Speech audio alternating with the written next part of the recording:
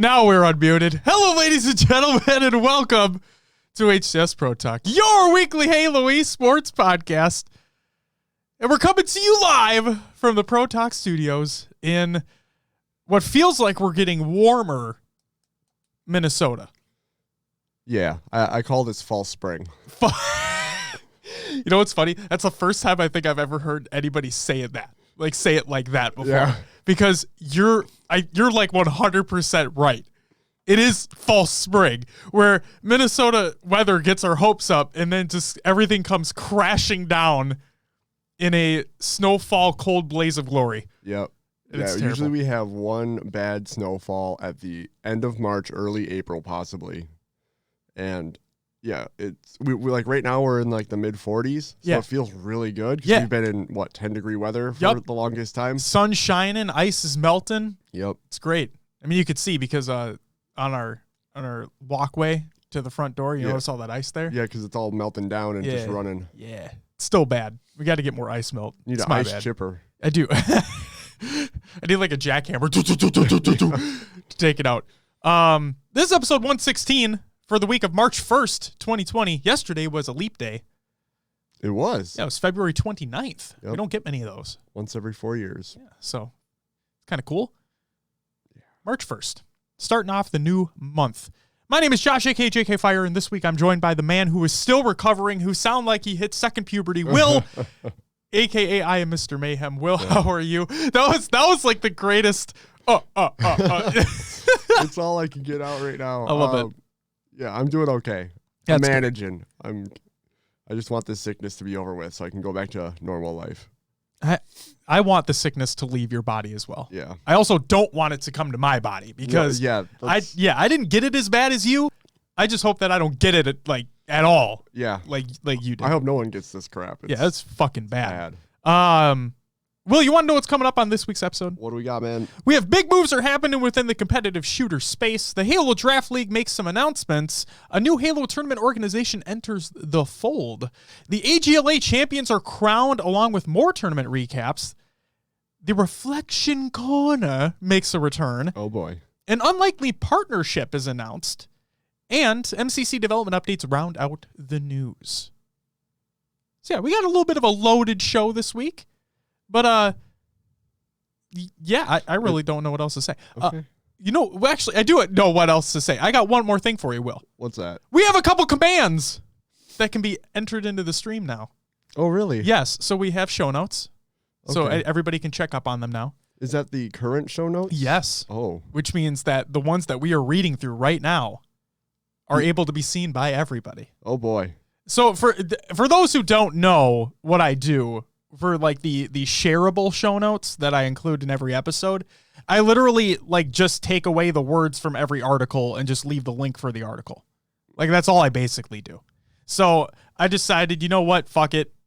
Instead of going through all that hoopla, we'll just include the normal one that everybody's going to see and we'll just do that. It is what it is. It is what it is. It's great. All right. So without further ado, let's start the show off with COD, another Games Watch. Yeah. Oh, yeah. I just had to throw that in there. I love it. I love it. And then also, before anybody asks, because I know nobody's going to ask, but I don't care, I'm going to say it anyway. This episode is not brought to you by Puffs. It's not. We have it there because our noses be running. So just in emergency. Right, just in case we need to take a step back and give our nose a little rub. We're good. Not a rub and tug. That's a different type of thing. We're not going to talk about that. That's not this type of show. There's just a little rub on the nose. You know what I'm saying?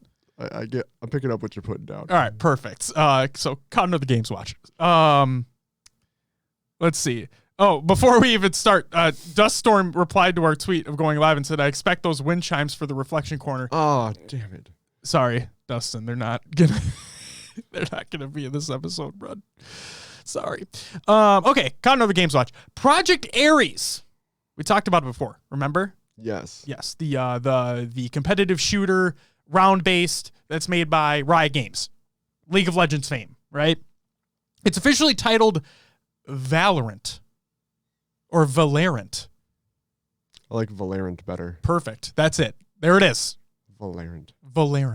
Okay. This is by Slasher. It's a few tweets. First up, Riot's 5v5 competitive tactical shooter with magic and stuff, codenamed Project Ares, magic and stuff, is now officially named Valorant. Riot has activated the Twitter and Twitch channels. So see, that's why we have the nondescript nose wipes here. Yeah, you feel me? But yeah, they're not official, like they're not verified, as in they don't have the check mark next to them. Yeah. But all signs are leading to those being the actual channels. So they're there and they're live. You can follow them if you'd like to. And then the next tweet was, sources confirmed that Riot will be releasing more information and details of the beta on March 2nd, therefore tomorrow. And that Riot is flying out a large amount of big-name pro players and streamers from all types of games, ranging from CSGO to League to Fortnite to Overwatch in the middle of March. Big news. And then sources tell me that Valorant press embargo will drop at midnight PST tonight, with all new information scheduled for then. So, a lot of big stuff coming out of here. It's good stuff. Also, what's up, Dust? Happy Sunday to you as well. The other thing I'm going to say is that Slasher also put out a series of tweets regarding to IGN leaked screenshots of the game today. Probably from that press embargo that's supposed to go up tonight. So I imagine that you're going to be seeing a lot more actual information in game tonight leading into tomorrow. So stay tuned for all that. I always get nervous when a game is hyped up this much. Yeah. And it's like, it's supposed to be the next big thing. And like, it kind of feels kind of like what we got. Like, it's not an exact 1-to-1, but when Anthem was hyped up to be the next game changer, right? And everyone was so hyped. And then it just flopped when it came out. I get it. There's a lot more behind this one that seems to be going into it. There's a lot of, kind of data testing, seeing what people like in their FPSs. I want to see what happens. I agree where you're coming from as well, because it is one of those weird circumstances where hype could take over everything. Yeah. Right? Now, and like you said, it's not a 1-to-1 representation, and Riot has a proven track record. Like, I don't think they're going to fuck this up. And based off of what other people have played already of this, people have said that this is it. Like, this is the thing that people are looking forward to, that people should be looking forward to. Whether or not it is when it releases, who the fuck knows? But the next piece, Counter-Strike Go still is breaking records. Again, this is by Slasher on Twitter. And I quote, CSGO has just again broken its all-time record for peak concurrent players in-game. IEM has huge viewership with over 500,000 concurrent viewers even without a crowd. Because, for those who don't know, because of the coronavirus scares and everything that's been going on, we're not health officials here, okay? We're not going to be talking about the virus itself, but due to what has been happening with the coronavirus, they made it so they're not allowing spectators, or the mass majority of spectators, to go to IEM this weekend. But right before we started recording this episode, they were over 600,000 people watching at one time. Like, still right now. Yeah. It's grand finals that are happening right now, for those who don't know, and it's insane. Like, that's wow. Counter-Strike, a game more than 20 years old, is more popular than ever. 1 million concurrent users for the major. That's insane. From what I've heard, Valve took significant development resources off CSGO and potentially big plans for CS on Source 2 to have all hands on deck for the launch of Half-Life Alyx. With Project Ares looming on the horizon, once Half-Life Alyx launches, Valve should really go all in with CS. So yeah, there you go. That's what I'll say.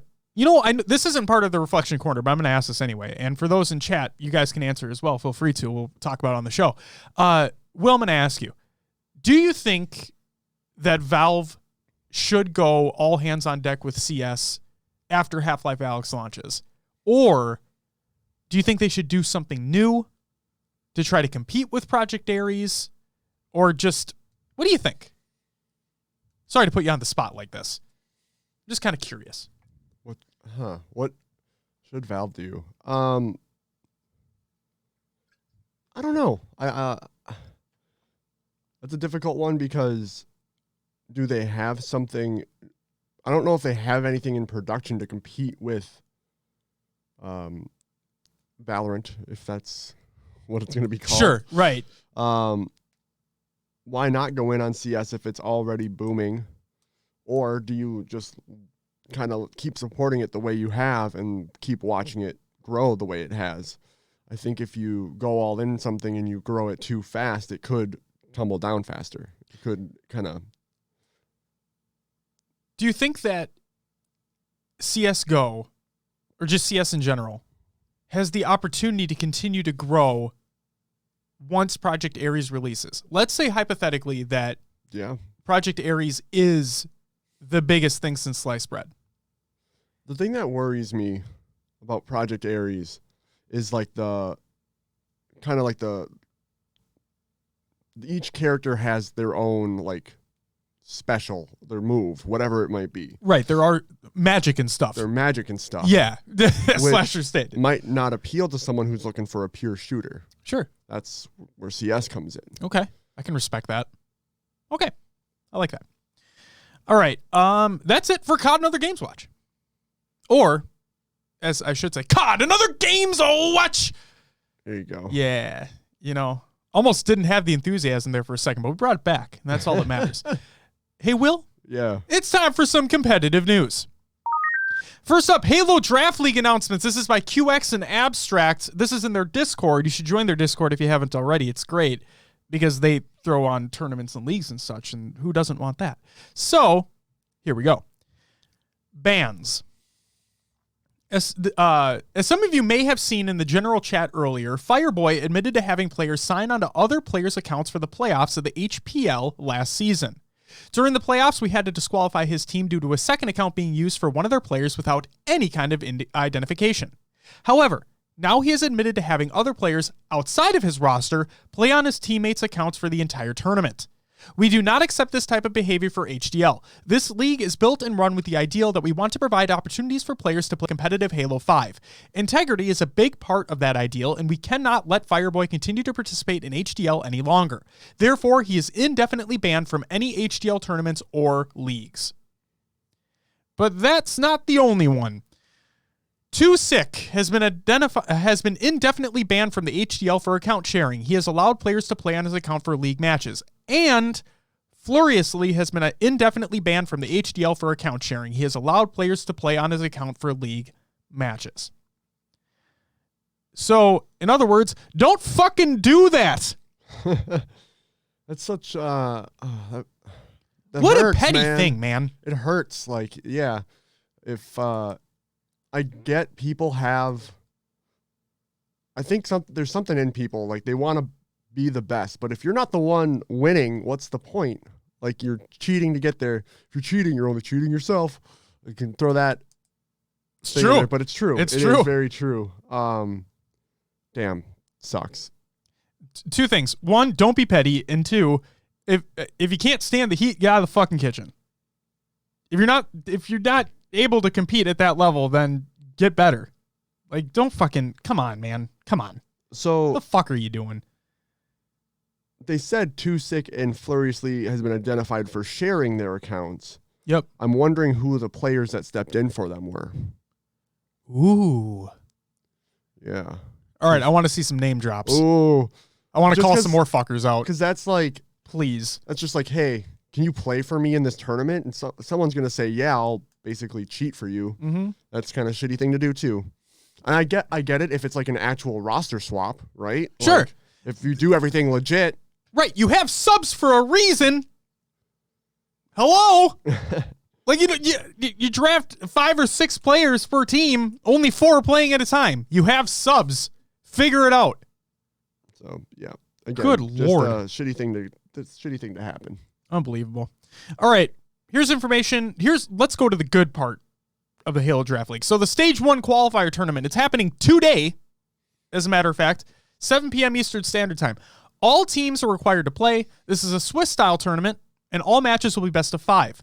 Round 1, all 12 teams will be randomly matched for their series. Round 2. The 6 teams who won in round 1 will randomly play another team who won in round 1. The 6 teams who lost in round 1 will randomly play another team who lost in round 1. Makes sense so far? Yeah. The 3 teams who won in both rounds 1 and 2 are qualified for stage 1 and are done for the day. The 3 teams who lost round 1 and round 2 are out and are relegated for stage 1 of the season. Now, round 3. The remaining 6 teams who won in only one round and lost in only one round are randomly matched against each other to play their best of 5 series for this round. The 3 teams who win their round 3 match qualify for stage 1 and are done for the day. So therefore, if you lose both your matches regardless, you're relegated. It's kind of just like a double elimination tournament. If you lose 2 matches, you're out. Yes, in a sense, because last chance qualifier. The last 3 teams will play each other in a round robin. The top 2 teams from this round will qualify into stage 1. The bottom team will be relegated. Tiebreakers will be used if necessary. H2H is most likely will be used first, but this is subject to change. To clarify, if your team is relegated, you are not out of the season. You will play against other relegated teams for stage 1, and after stage 1, halfway through season play, your team will have a shot to play in stage 2 through a relegation tournament. Unlike double elimination, where teams can do further matches if they finish, all teams have to finish their matches for each round before we can start the next one. So starting at the correct time and not freaking milking is necessary. I know it's Halo and milk is inevitable, but make it as short as possible.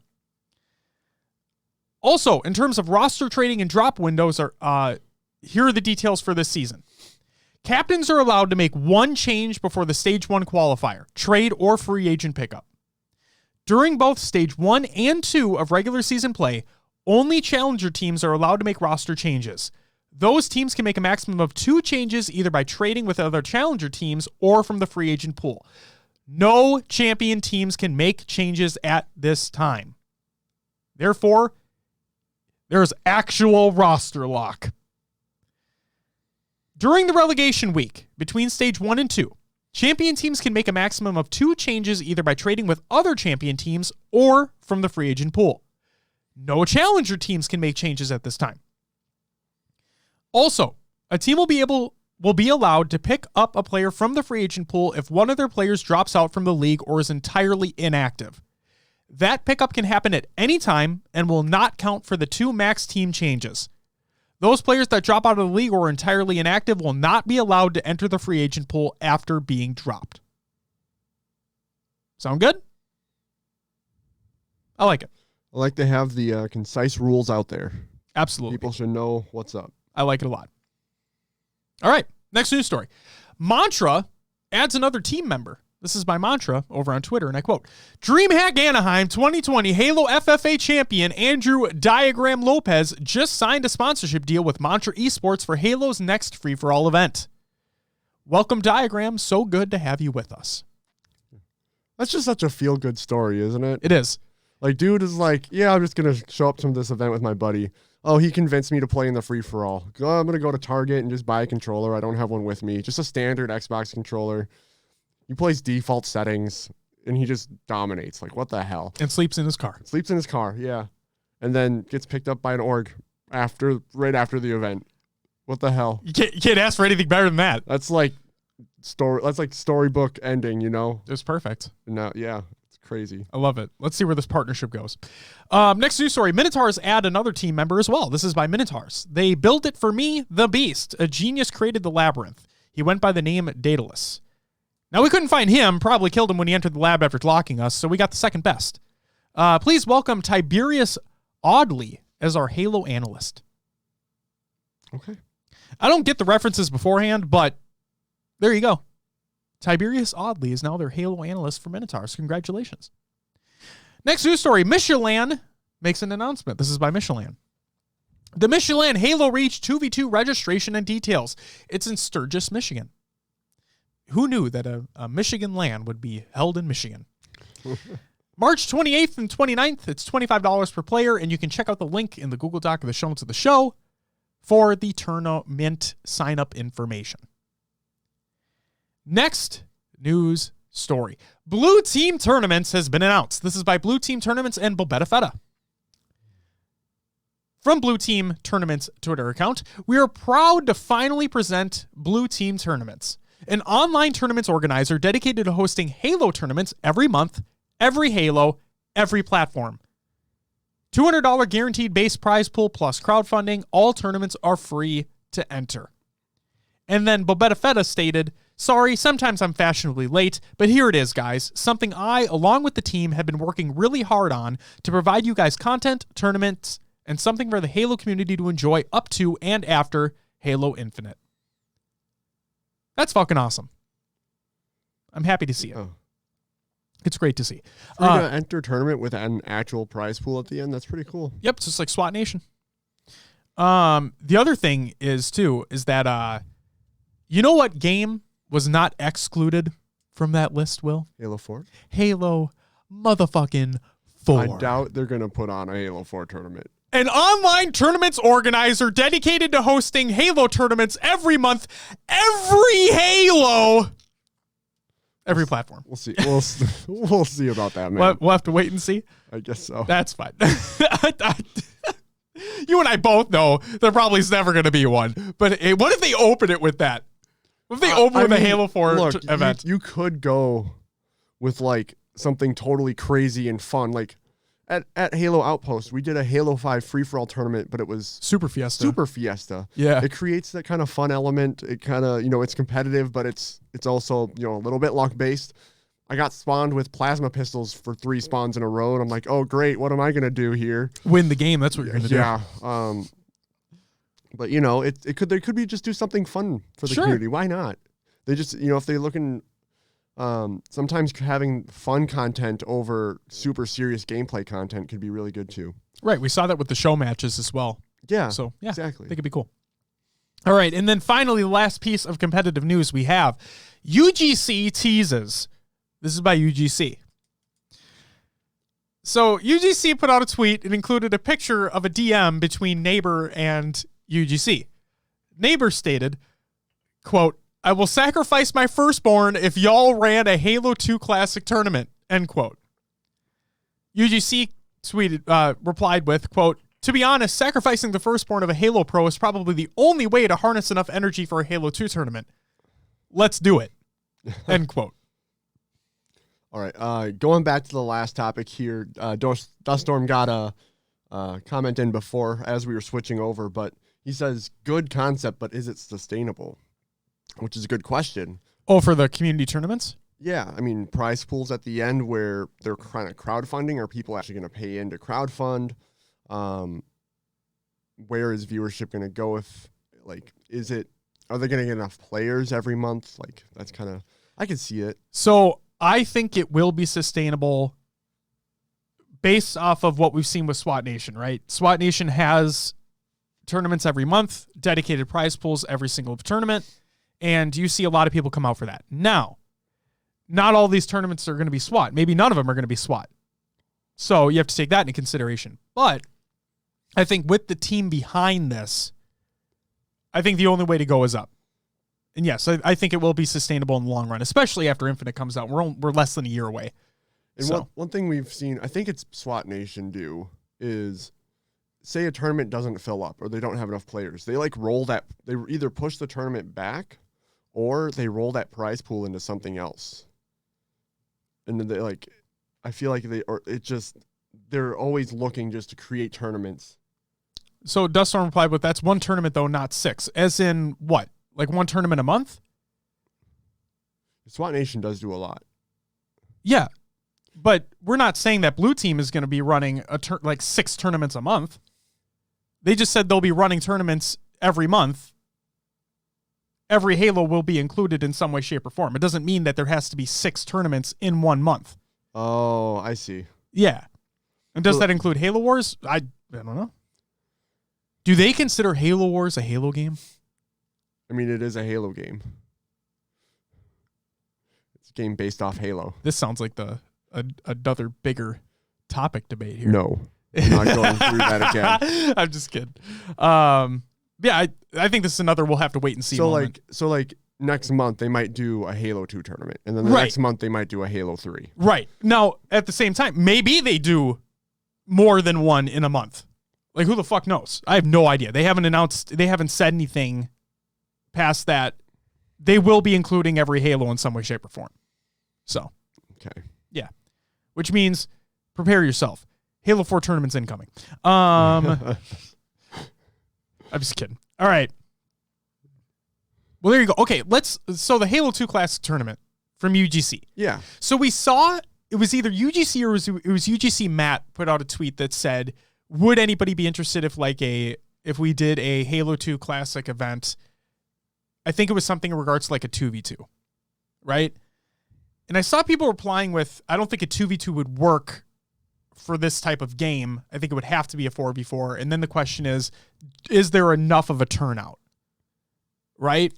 Yeah. What do you want to see, Will? I feel like I've seen every other tournament at this point except a Halo 2 tournament. I haven't seen a Halo 4 tournament, so I guess that as well. But we don't have to talk about that. It's okay. Yeah. So we have, I've seen they just had the Reach tournament.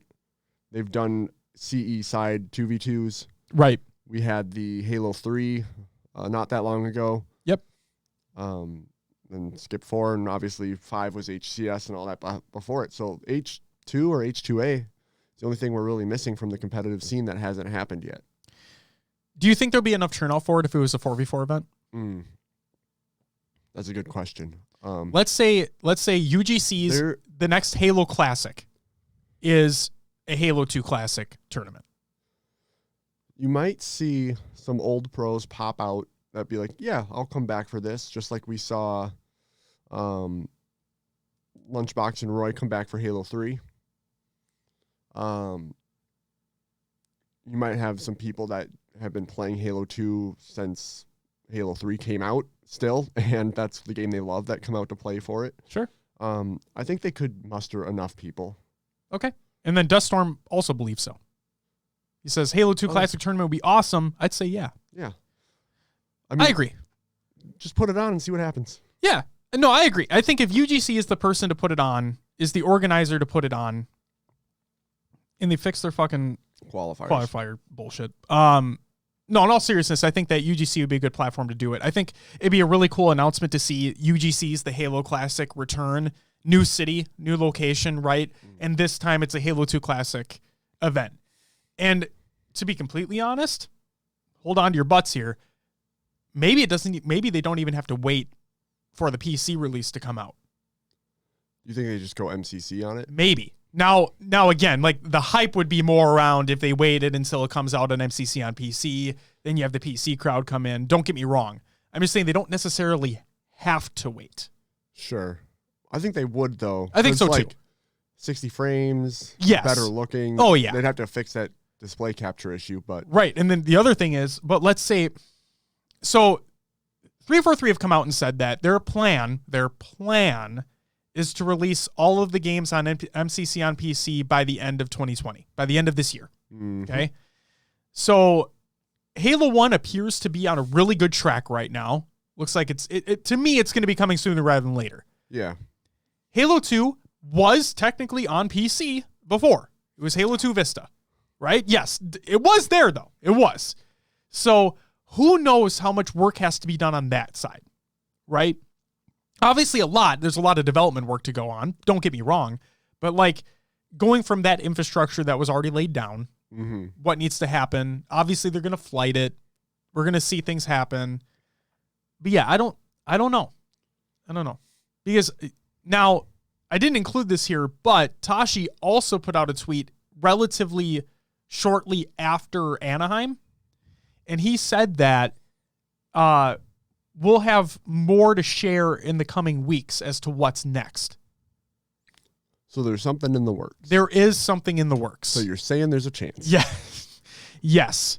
Don't let your memes be dreams, Will. Yeah, there's absolutely a chance. There's absolutely something going to be happening in the nearish future. How many weeks that is? I don't know. But I'm just hoping it's sooner rather than later because I was on that side of I don't want to wait until we have more tournaments. I want more tournaments throughout leading into Infinite. Because otherwise, and I said it before, it's not because we won't have something to talk about here, because we always will, but it's when you don't have a tournament going on, when you don't have a major event to look forward to, it's just kind of just twiddling our thumbs, you know? A little bit. Yeah, it's upsetting because those players want to compete. They want to have something to compete in. Yeah, you saw a lot of the fallout after this Reach event being like, thank God I don't have to play Reach anymore. Never want to play this again. But the fact of the matter is they still came out and played it. Yeah, there's something to be said about having something to work towards. If you don't have a next tournament to work for, what's motivating some of these players to play? They don't know what game's going to be played next. What skill do you hone in on to work on if you don't know if the next one's going to be Halo 5 or Halo 3, Halo 1, 2? What do you play? Right. You have no idea. So I'm hopeful. I'm really hopeful. All right. Well, that's it for the competitive news. Upcoming tournaments of the week presented by NoobCombat.com. Check out NoobCombat.com for all your Halo esports needs. Shout out to Maddie Rums. So, believe it or not, there wasn't going to be anything until ESL Australia New Zealand put out an announcement saying that they're going to be running weekly Halo Reach 4v4 online cups. Therefore, Saturday, March 7th, ESL Australia New Zealand Halo Reach 4v4 Cup number 1 on both Xbox and PC. Links will be included in the Google Doc of the show notes of the show if you are in those areas and want to sign up. Just some more international Halo representation. Very nice. Love to see it. Love to see it. Maybe we'll see Berserk compete again. Maybe we'll see that Mind Freak roster come back together. If they want to play Reach. That's a great... Thanks for shooting my hopes and dreams down, Will. I appreciate that. But that is actually it for the upcoming tournaments of the week. There will be a good amount more the following week, so be prepared for that. And Will, before we get to the next segment, I have a question to ask you live on the show. Oh boy. So you said you might be busy for the SWAT Nation birthday tournament. Were you able to confirm or deny? Oh, that's on the 22nd, right? I believe so. Gosh. I'm going to hold you to answer that question because I have a follow-up that I'm going to say after you provide me your answer. March 22nd. I want to see if Will has anything going on during this Halo SWAT Nation birthday tournament. Sunday, March 22nd. It's my niece's birthday. Okay, so you do have something going on. What time is the tournament? The tournament starts 2 p.m. Eastern Standard. So that's 1 p.m.? 1 p.m. our time, which means... Oh, wait, go ahead. Well, it says that's her birth... So it says... The calendar says birthday party 1 to 2 p.m. Okay. Our time. Okay, so we're going to be recording the show earlier anyway. Probably. Okay, that's fine. So, here is my question. Listeners out there. I am going to compete in the tournament. Oh, boy. I'm going to do it. I talked to my wife. I made sure she was okay with me basically taking that day. I am going to be competing in the tournament. Therefore, and I'll put it out on Twitter as well, I need a duo. It's a 2v2 thing, right? Yep, I need somebody to be my duo. We're going to lose. So, now apparently we get matched up with another random duo. Yeah. So, I'm just going to give you straight up. I'm not a huge SWAT fan. I respect SWAT Nation in their tournaments. I love them. I love what they do. SWAT's just not for me. But, I'm going to compete. I'm going to represent us, Will. Yeah. If something happens and I can step in, when's registration for that? Registration, Wednesday, March 18th at 6 p.m. Eastern Standard Time. Let me get a few more details down. Okay, with the bracket to release immediately after the stream. Yep. Because that's with every SWAT Nation tournament. Yeah, no, it'd be really cool if we could compete together in that. I think so too. Yeah, I might have a family thing. Okay, well, if you do, I'll be looking for a duo So hit me up on Twitter. I'll blast it out too. We got it. We got to represent. They asked us to. Yeah, they called us out basically. It's gonna be awesome. Yep. So we'll see what happens. And I'm not fucking looking forward to playing Riptide. That map sucks so hard. Is that the one? It's kind of got some orangish to it. It's got the lift to go up into that mid area. Yep. The lift to go and nest. Yeah. And then you can jump, stabilize. You can like boost jump up to top mid. To mid, yeah. Yeah. And then there's like the 2 tunnels out of mid. Yep. Yeah. I fucking hate that map. It's kind of a cluster. It's bad. It's a very bad map, but whatever. We're going to do it. So there's that. I mean, it works with ARs. Oh no. I'm telling you, that's what they should do. They should have an AR SWAT tournament. That doesn't make sense. Exactly. You need to get a headshot with an AR. Make it happen. Duststorm says, get Scud. Oh, man. That'd be good. That'd be hilarious. The man I tell to go get shit on, and he's my teammate. That'd be really funny, actually. I love Scud Paul so fucking much. He might do it. He might. Hit him up. If he's free. Palsy? Ooh. Palsy in there? Oh, man. Do I want to get carried? Yes, I want to get carried. I mean, Scud would carry me, too. Yeah. Anybody would carry me. Well, I would. If I play, you need a damn big backpack. No, you'd carry me too because you play more SWAT than I do. All right, so there you go. I may or may not be looking for a teammate. Stay tuned for the SWAT Nation birthday SWAT-a-thon. That's what it's called. All right. Will, without further ado, what is bring us into your favorite segment of the show?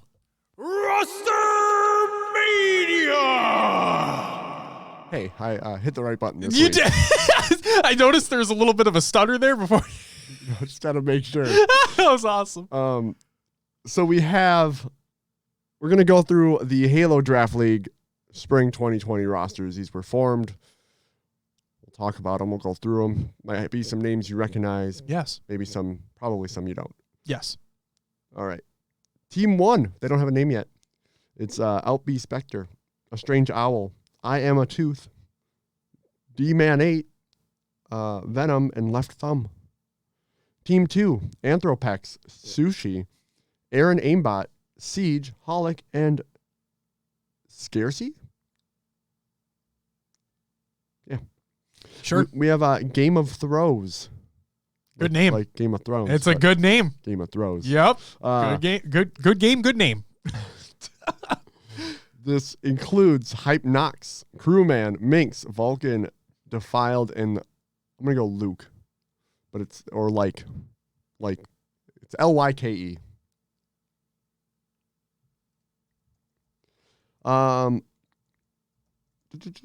Team 4, they don't have a name yet. Her side guy's back. Trap, Vetra, Jern, Flurry, and McCoskey. TSS Esports includes Segbura, Sylvanic, Anferny. Yep. You're right. You're spot on. You're spot on. It's Anferny. Financia, Generic, and Deceased. Man. You're doing a swell job right now. An absolute swell job. All right. Keep it up. Team 6 includes Role Model, Piggy Force. I'm going to go with Benz, F is for Fate, Capri Sun Body Wash, and Bastion. Can you imagine? Capri Sun fucking does like an Old Spice type commercial, and they come out and they have a Capri Sun body wash. Would it come in pouches? Oh my With god! a little like flip thing to. You're a marketing genius. Oh. That's what it should be. Yeah. Capri Sun, get at us. Team 7 includes Turtles, Jester, Capples, Soldier, and One Hit. Oh, and Ensign. I didn't notice the last comma. Team 8 is Morgan, Vemzy, Menace, QX, Chilled You, and Nick. I'm going to go with Nick. with the NWK. Okay. Makes sense to me. Sure. Hey, it's all for your interpretation. That's what I say every single week, and I stand by it.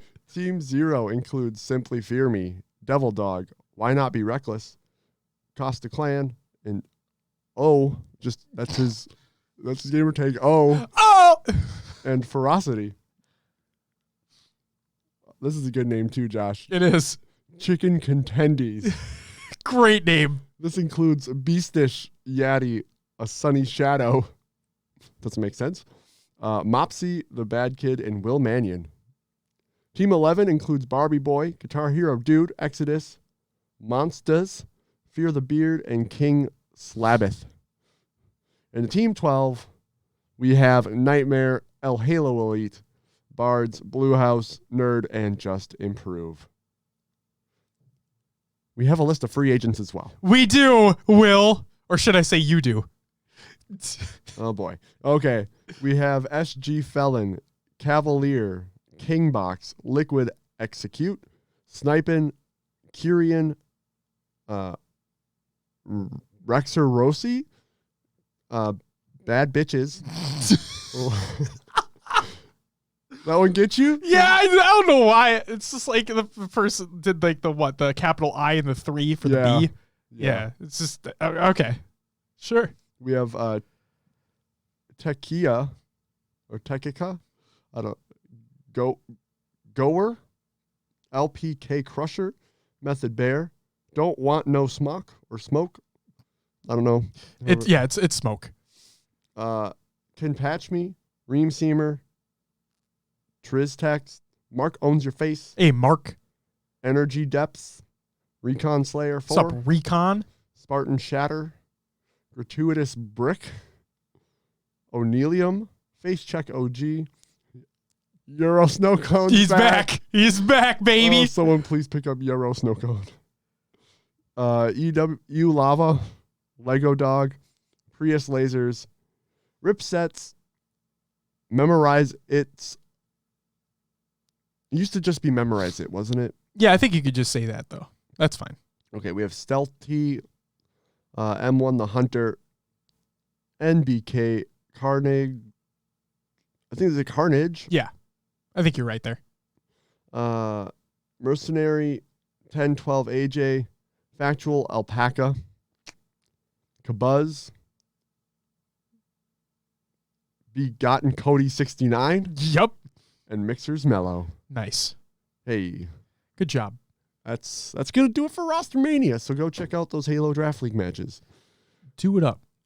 See who's making a name for themselves out there. Yeah, I'm excited for the matches to begin. Like I said, the tournament is today. Mm-hmm. So make sure to tune into that later on in the afternoon. And check out some sweaty Halo 5 matcherinos. Yeah. All right, Will. You're up again. Oh, yeah. Tournament League recaps of the week.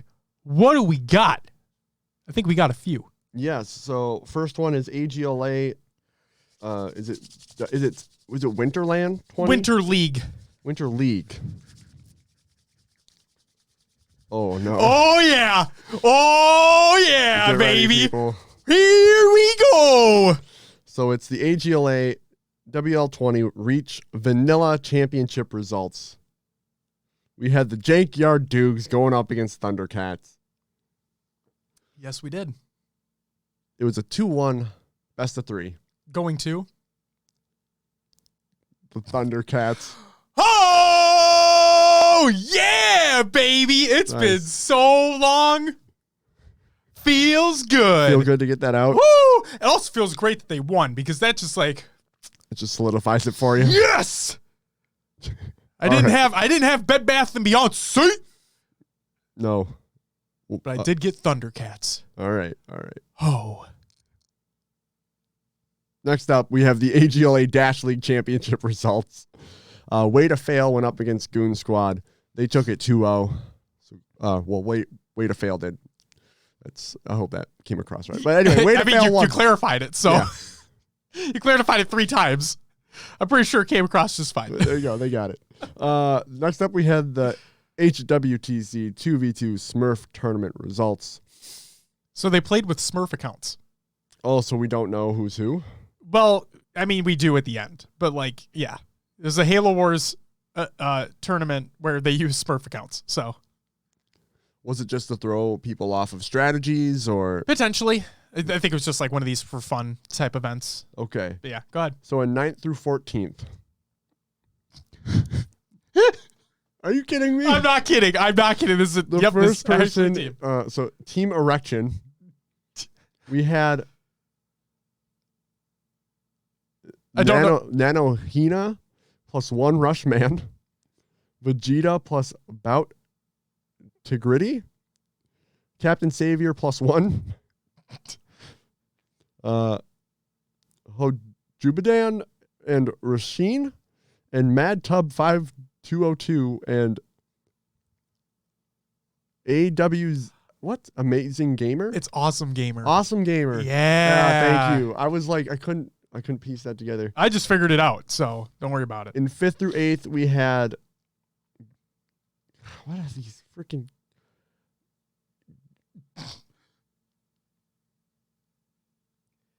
can you make that one out? Gethinator? It could be Get High-nator. And anyway, Ooh. Get High-nator and Metroid Venom. And then we had Jersey Tankles? What? Jersey Tankles? Are great names. And Big Saba Sasu. We had Eat My Egg Roll. I can read that one. And Hazard Star 420. And then Chaos and Babylon Dawn. In 4th place was Team Double Racks. 3rd was Polyfox and New 69 and a bunch of other numbers. Oh my God, 69, 420, 69, 69, 69. There you go. Awesome. 2nd place was EOD Spartan Seb plus 1. And 1st was Wafu Mighty Hoax and Wafu Cars and Cam. Yeah. So it was Mighty Hoax and Cars and Cameras. There we go. Yeah. All right. Moving on. I thought you were going to say something. No. I don't have anything else. Next up, we have tourney times. 1v1 me, bruh. Tournament results 7th through 8th. We had Ann Fernie. Yes. The Gold Star BR. In 5th through 6th, we had Smoke You Dig and Guitar Hero Dude. In 4th place was Shabby Dagger taking home $40. In 3rd place was Casey taking home $60. And 2nd was Scariotic taking home $80. And 1st was Bound taking home $120. There you go. Brackets, VODs will all be included within the show notes. Go check them out. I really hope that Bound competes on a roster in Infinite. Yeah? Yeah. Because he has the fucking skill. Clearly. He's competed before. He's done well. I think he has what it takes. I hope that he decides that he wants to compete in major events when Infinite comes around. I really do. He definitely has a skill. For sure, man. Hell yeah. All right, Will. It's time for the Reflection Corner. Sorry, Duststorm. We don't have wind chimes. Next time, maybe. We'll see. Next time, maybe we'll see. That's the best answer that I've heard all day. So, first up, Team Slayer and competitive Halo. Yay or nay? Now, again, I provide the context before we get into the actual discussion. So, Moses put out a tweet, and it states, all right, video game scientists, I'm going to need your help on this one. Most people agree that Team Slayer is the least skillful game type in Halo esports. If that's the case, why are we using it as a series-deciding game type? Tradition? Should we make a change? He put a poll. 63.7% said to keep it. So, here's the reflection part. Based on a lot of the replies, it appears as though the tweet was taken somewhat out of context to the point where the conversation changed to whether or not Team Slayer should even be in competitive Halo at all. It also looked like the majority of pro players who replied wanted it gone. That included Spartan, Falcated, and Penguin. So, should Team Slayer be the deciding factor when it comes to a series? Should Team Slayer remain in competitive Halo? Was Halo Force Extraction one of the greatest additions to competitive Halo? Never played it. So, and I'm going to include context here. What is Extraction? So from Halopedia, Extraction is a 5v5 objective-based game type. Opposing teams have the objective of extracting crates from various sites around the map. Players must plant a beacon and protect it from the opposing team during the extraction countdown. If the defending team remains in control of the beacon, they receive 1 point. However, if the opposing team converts the beacon, the point is theirs. Once a site has been extracted, a new site becomes available. The first team to extract 5 points wins. Maps can be played on either a 1-site or 2-site variant, and they're labeled as A, B, and C, etc., and referred to as Alpha, Bravo, and Charlie, respectively. So, Will, audience, should Team Slayer be the deciding game in a series? Should it be the game 5? Should it be the game 7? So I'm going to go back to Call of Duty here for a minute. Go for it. Right now, they're playing best of 5 series with 2 S&D search and destroy maps, right? Is it game 2 and game 5 if it goes that far? 5. Yeah. Which search and destroy could be deemed as having to be one of the most skillful yes. Game types. You get 1 life during the round. You have to play very slow. You have to know your angles where people are moving, where they could be coming from. But if you look at the series, it's the respawn games. Like, if you're really good at your respawn games, you're going to win that series because they're laid out. 5-game series, there's 3 respawn games. But you're right. The more skillful one could decide a series if it's S&D at the end on game 5. So, what mode would be, first off, what mode would replace it is my first question, because... So, glad you brought that up. You keep going. I'll bring this up. We've heard, or not heard, but we've seen a lot of great game 5 Slayers where they end in 48-50 or something like crazy. But from what we've seen from recent competitive Halo, your Sentinels / Tox, Splice were so dominant in Halo 5, and they were just a step above that. Their slaying abilities were so high that it just seemed like the gap was too big. It was pointless to play a Slayer game 7 against them because they were just going to dominate you. So I don't know. I could definitely see it changing. I would like something more intense, maybe more skillful, because it does take more skill to know how to rotate around points or cap a flag at a certain point. I would personally, capture the flag is my favorite. I would like to see capture the flag be game deciding, because like those flag standoffs, like it can be so intense on a capture a flag. So literally going right off that point, Lethal replied to Moses' tweet and stated, "A lot of other game types rob the hype and finality of a series winning moment is the main problem that I see. Look when an event or something ends on an oddball like 2009, 2010. Unless it's a last-second finish, it's meh. It would have to be CTF. Halo 5 could have had strongholds." Okay. But yeah, I like, because like you capture the flags, right? Yep.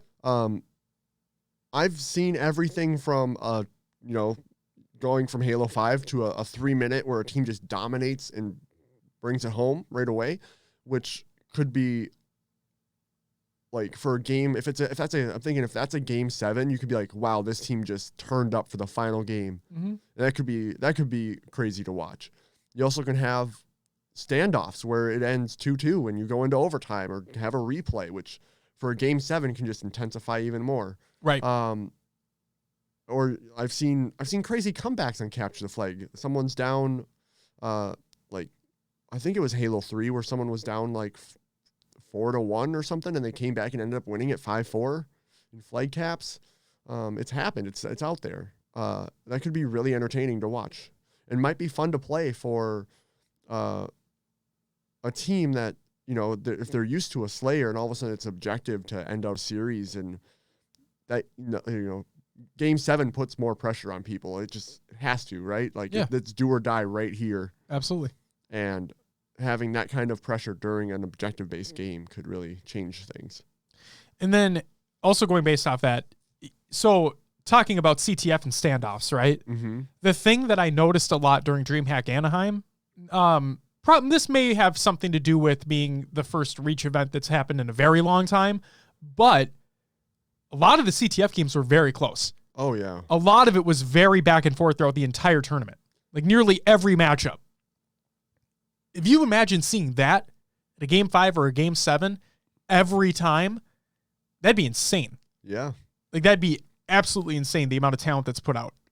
Put on show. I noticed, too, in this Reach event that there weren't a lot of like long standoffs when they were holding the flag on each side for a while. Right. It seemed like they ended pretty quick, which those are big moves to end up for one player to get over there and end a standoff like that. Like that's like it's exciting to me.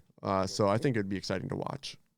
I think it's very exciting as well. And when you see, I like the moments where in a Team Slayer game, if it comes down to 49-49, right? Mm-hmm. You don't see it all the time.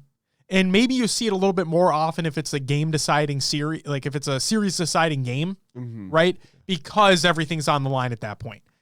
But obviously those, they're more often than not, you don't see that.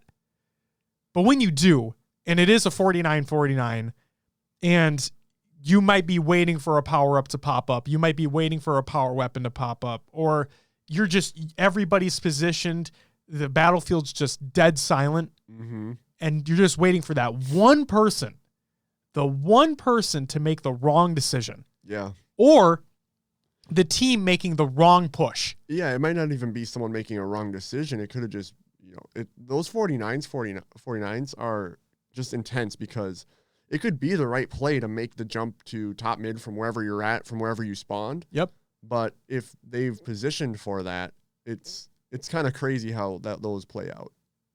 I think it'd be insane. But so then, the Slayer moved to somewhere else in the rotation, or do you think, is it gone? You Jake it out. So, where the conversation changed to within the replies, right? Does Team Slayer get removed? No. I think you need to have, whether or not it's a quick game, I don't care. Like, I think that Team Slayer is a staple of Halo in and of itself, right? Team Deathmatch, TDM and COD isn't competitive, right? Mm-hmm. But TDM is a staple of that franchise. Oh, yeah. Now, the reason why I don't think TDM would work in COD is because of the time to kill and because of how respawns work in that game. With Halo, with time to kill being slower, with respawn times being longer, I think a TS works in competitive Halo. Therefore, I think Team Slayer should stay regardless. Whether it appears once in a series, whether it appears twice, that's up for debate, right? But I think it needs to stay no matter what. In terms of the previous question, I believe I'm with you, or I don't know if you gave your definitive answer. I think it should switch to an objective-based game type to be the deciding factor. No, I agree. Okay. So we're both in agreement there. I think you'd have more, like you said, I think you'd have more opportunities for those big clutch moments, those potentially standoffs that take place in a CTF game, or, and we're going to talk about this shortly, if they do what you and I were talking about, where you had the idea of why can there be an S&D, a search and destroy type game mode in Halo, and could it work? Right? So maybe if we see with Infinite a new game type, a new objective-based game type come into the fold, or a variation of extraction like we just mentioned. Well, I actually really like the idea of breakout. So what happens if you just kind of recreate that, maybe tweak it a little bit where get rid of the blue maps, those weird looking simulation maps. Sure. Make them like actual Halo maps. I don't know. I liked it to an extent, but like I get where the pros were coming from, where like as a full Halo competitive, like that's all they're gonna do is breakout. No, thank you. But to have one mode of it, that like it's kind of cool. It was something different. It changed the game flow. You had to be very careful with your life and where you were pushing. And then they also had they'd have shotgun on one side. Did they have maps with sniper? I don't remember if they did. I think they may have. Yeah, right? Or was it BR? Because you died pretty quickly in that game. Yeah. But I liked the whole idea of, because there was one flag in the middle. Yes. I like that whole idea of one objective to push for. Everyone has to be careful for it. Or if they came out with an S&D type game mode for Halo, I would try it. It's just different. It's weird. So it's a weird concept to think for it to be in Halo, though. Right. So Penguin replied to Moses' tweet and said, I personally wouldn't care if it went, but have something where kills are important, but objective can be done to pressure enemy team and win as well. Breakout was in Halo 5, but the execution was weird and it didn't play great. Extermination was also a social playlist and could be explored. Spartan replied, Sabinator, grinded Extermination. That game type might low-key be lit. Also, where's Extraction? Oh. Okay, so that's where that kind of comes into play as well. In terms of Breakout, the thing that, I liked it. I personally enjoyed it. It was that round-based, single life. They tried it, right? Now, everybody says that the execution was kind of poor. What I would have liked to see was that flag change into a bomb. And it's the Griffball scenario where the detonation is instant when you get it in. Because with the flag in Breakout, you had to bring it back to your base. Yeah. Therefore, if the enemy's over here and I'm over here and I need to grab the flag, I don't need to go over here and engage them. I just have to bring it right back. So, now it didn't work all the time, obviously. They balanced some things, but if it was a bomb, center of the map, you had to go for it, and you had to bring it to the enemy's base. That, to me, adds a lot more engagement, adds a lot more, again, potential clutch moments, potential standoffs, depending upon what happens, because it's round-based as well. Yeah. I don't know. In my opinion, I would have rather seen it as a bomb-based game mode. Yeah, I can agree with that, because a lot of times what I saw happen is the flag was ignored for a lot of the other. It was just everyone going for slays, right? Yep. Opening slays. Because it was one of the only times in Halo that you've seen a non-respawn variant. Yeah. So you didn't have to go for the objective. Yeah. Yeah. And then usually what would happen is the team that was down in slays would try to grab the flag.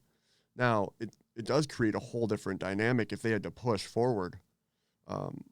And because they could, sometimes the flag was bottom mid and you could sneak away with it, and then the people who already had the advantage were now at a disadvantage because they didn't know where the flag was. Right. And it kind of you're rewarding a team for being sneaky, and you're hurting a team for having the slaying prout. You know what I mean? Yeah.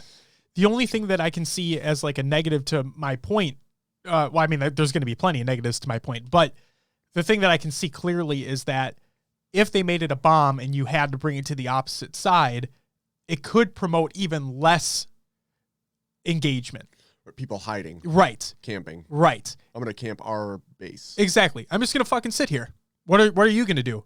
Either the time's going to expire or you have to move forward. So have fun. Maybe that was the problem when they tested it. Could be. It very well could be. Because that's that could totally be a strategy. Hey, we're going to sit on our half of the map, wait for you to advance, and then because you're the one advancing, you're going to be out of cover, and we'll just take you out. Right. Now, I think something to potentially mitigate that is to have a power weapon or something located in the middle of the map as well, something to go for, something that could bring the advantage into your favor. So if they are camping on their base, then at least I took the challenge to get up there to get it. I now have the advantage because you sat back. You could do kind of what, is it Fisher? Is it Fissure? Where, oddball spawns top mid and then overshield's bottom mid. Correct. So it creates that push for that bottom mid, even though that's not where the objective is. That's right. That's right. Yeah, it can give you that advantage to push forward. For sure. So, anything else you want to add to this before we move on to the next piece? Do you think so? If they don't change it, does it hurt Halo? I don't think it necessarily hurts it. I think that people might be like Moses asked the question, which means it brought it up for open discussion. Yeah. Right? I haven't seen the question being asked before. So does it hurt it? No. I just think it could help it if it wasn't the deciding factor. Right. I don't think it hurts it at all, though, if it stays the way it is. Do you think they're like, so you saw from the pros saying they wanted it out, or like they didn't want it to be the final game. Right. From three of the pros that replied, yes. But the majority of the community wanted it to stay. Correct. So is this going to be a case if they decide to change it? There's uproar from the community and there's people yelling at everyone. Where's Slayer? Slayer is a staple. Right. Like we have it coming from now there are other competitors in this thread. Don't get me wrong, but I think we're coming from a pro versus spectator perspective here. Yeah. Where a lot of the pros, it seems like they're on the deciding factor of it should not be the deciding factor of a series or just fucking get rid of it altogether, versus the spectating community or the casual. I put this in very big air quotes, casual perspective where no, it doesn't hurt anything. Who the fuck cares? Just keep it there. Right. Like, does it really matter? So this is where I could see in people's minds, though, like, this is another quote unquote legacy Halo thing. Like, oh man, you know what I mean? Like, yeah, everyone's upset about the new game because it doesn't have something the previous games had. You know, like that's where I can see this conversation going again. Is like, this isn't Halo because it's not Team Slayer. You know what I mean? Like something to that effect. Right. That's why I said I don't want to see it go entirely. Yeah. Because I do think it's a staple of. Yeah, like just move it in the series, maybe only have it once. Sure. Especially if, like we talked about, especially if they come out with Infinite with a new objective mode to go alongside what already exists. The thing I don't want to see, right? The thing I don't want to see is a Halo 5 situation where they took out King of the Hill and they took out Oddball. They weren't there. King of the Hill base is still not there. I mean, it is, but it's not competitive. Well, they traded King of the Hill for Strongholds. I know, but it just always reminds me of that taco shell commercial with the girl that says, "Why not both?" Yeah. Do you want, what is it? Hard or soft shell or whatever? No, it was like rounded or square. Yeah, so it can like sit flat on the table. Yeah. That's like harder, soft. So yeah. Yeah, and like, why not both? Why not both? So it's that's what I'm getting at. Why can't we have both? Like, why can't we have King of the Hill where it's a single hill that moves throughout the match, and then also have Strongholds, which is like 3 hills, but they stay on the map forever? Well, then you're getting into like, this is too close to the same thing. Do we need both of them? Sure, and I bet that's why they talked about it when they're like, this is why we don't have King of the Hill. I get it. It's just, I want more variety. I personally like Strongholds over King of the Hill. Okay. One, because King of the Hill, the area moves, and then all the combat is focused in this tiny area of this bigger map. Sure. Where in Strongholds, you have full usage of that map for most of the game, where like if a hill spawns in a corner, like both teams have to push from each of their sides. They have to overlook these areas, which is kind of the same as Strongholds, but it's just using the map, the whole map. More of the map. I feel like King of the Hill kind of pins you in certain areas, and you just see people going back and forth dying in the same areas. So, going based off that, my counterpoint would be the thing that I like about King of the Hill that I don't like about Strongholds is that with Strongholds, right, the dream is to have all 3 capped at the same time, obviously. Mm-hmm. But the realistic measure is have 2. Yeah. Right? And every map has their 2 that you should be going for. So now not every situation's perfect, okay, but bear with me here. Okay. What if in the perfect scenario you have the 2 that you're supposed to have? What do you do for the rest of the game?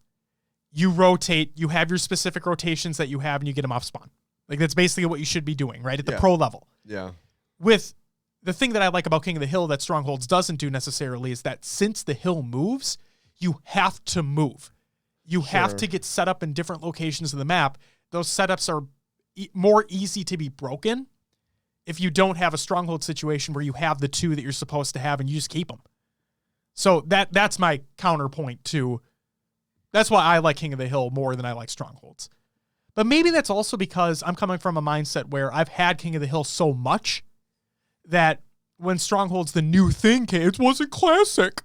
When Strongholds came in, it was, oh, I liked it at the beginning. It feels a little bit stale to me now, but I don't know. That's my point. I think another thing Halo suffers from a little bit is that we do have these long game cycles. Mm-hmm. So, like, what if, we had a new Halo game after 2 years of Halo 5?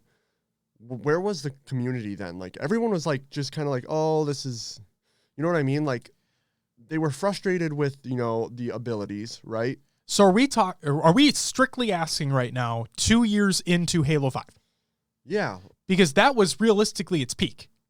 Exactly. That was the second world championship of Halo 5. That was the peak, I believe, of H5.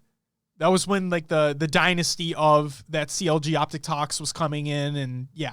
See, this is like, so this is where I'm talking about like the long game cycle hurts it, because if we had a new game, even if it's, so we get a COD every year, even if Halo went to every other year, like it would have been it's a refreshment, new modes or the same modes but different sort of, you know what I mean? Like new maps, I get it completely. New, they could have switched Strongholds for King of the Hill and then, maybe flip-flop that every year to bring it back. Or I think that's one of the best parts about competitive Call of Duty is that we've had years where CTF was there. Mm-hmm. We've had years like this year, CTF is not in competitive COD. Mm-hmm. We've had years with like the Infinite Warfare, the Advanced Warfare, where it was the one where you could throw the bomb or whatever. Was it Uplink? Was that the name of the game type? That sounds right. Okay. And now, since we're going back, like we're not that modern, like we're not that futuristic, that's no longer in there. Mm-hmm. So you're able to always be fluid, right? You do have a constant influx of new maps coming out because there's a new game coming out every year. You're able to put in different game types, see what works, see what doesn't work. You're right. It's fucking hard when you have a game that doesn't come out for it's now 4 to 5 years per cycle, and you're not having new stuff come out during that game cycle. So with that being said, I wanted to bring it to this point. My hope is, and this is what 343 and Microsoft is touting with their new Slip Space engine, if it's true. Okay. They're saying they designed it so it's easier for the developers to make those changes, get new things into the game, old things out. So maybe this is the case of this game's going to be around for a long time, but they're able to insert and take out these game modes, make these changes to abilities a lot easier than they were able to in the old engines. And that's really, that's what I hope I see. Hey, we're a year in. Here's our arena refresh. These are the new modes we're coming out with. These are the new rules or whatever. This is the new movement speed. This is the new, if there's thrust, the thrust percentage is down to 50% based off the last season's thrust. Just things that could change the game like that for the next season of HCS. For the next season of HCS, because I think that's what hurts Halo esports is that a lot of other arena shooters have that refresh more often. Have those changes. Right. Is that fair to? I agree. I agree completely. Okay. Having the new engine be able to allow for easier and more efficient iteration. That is, yes. I agree that I hope that is what is going to happen with the new game.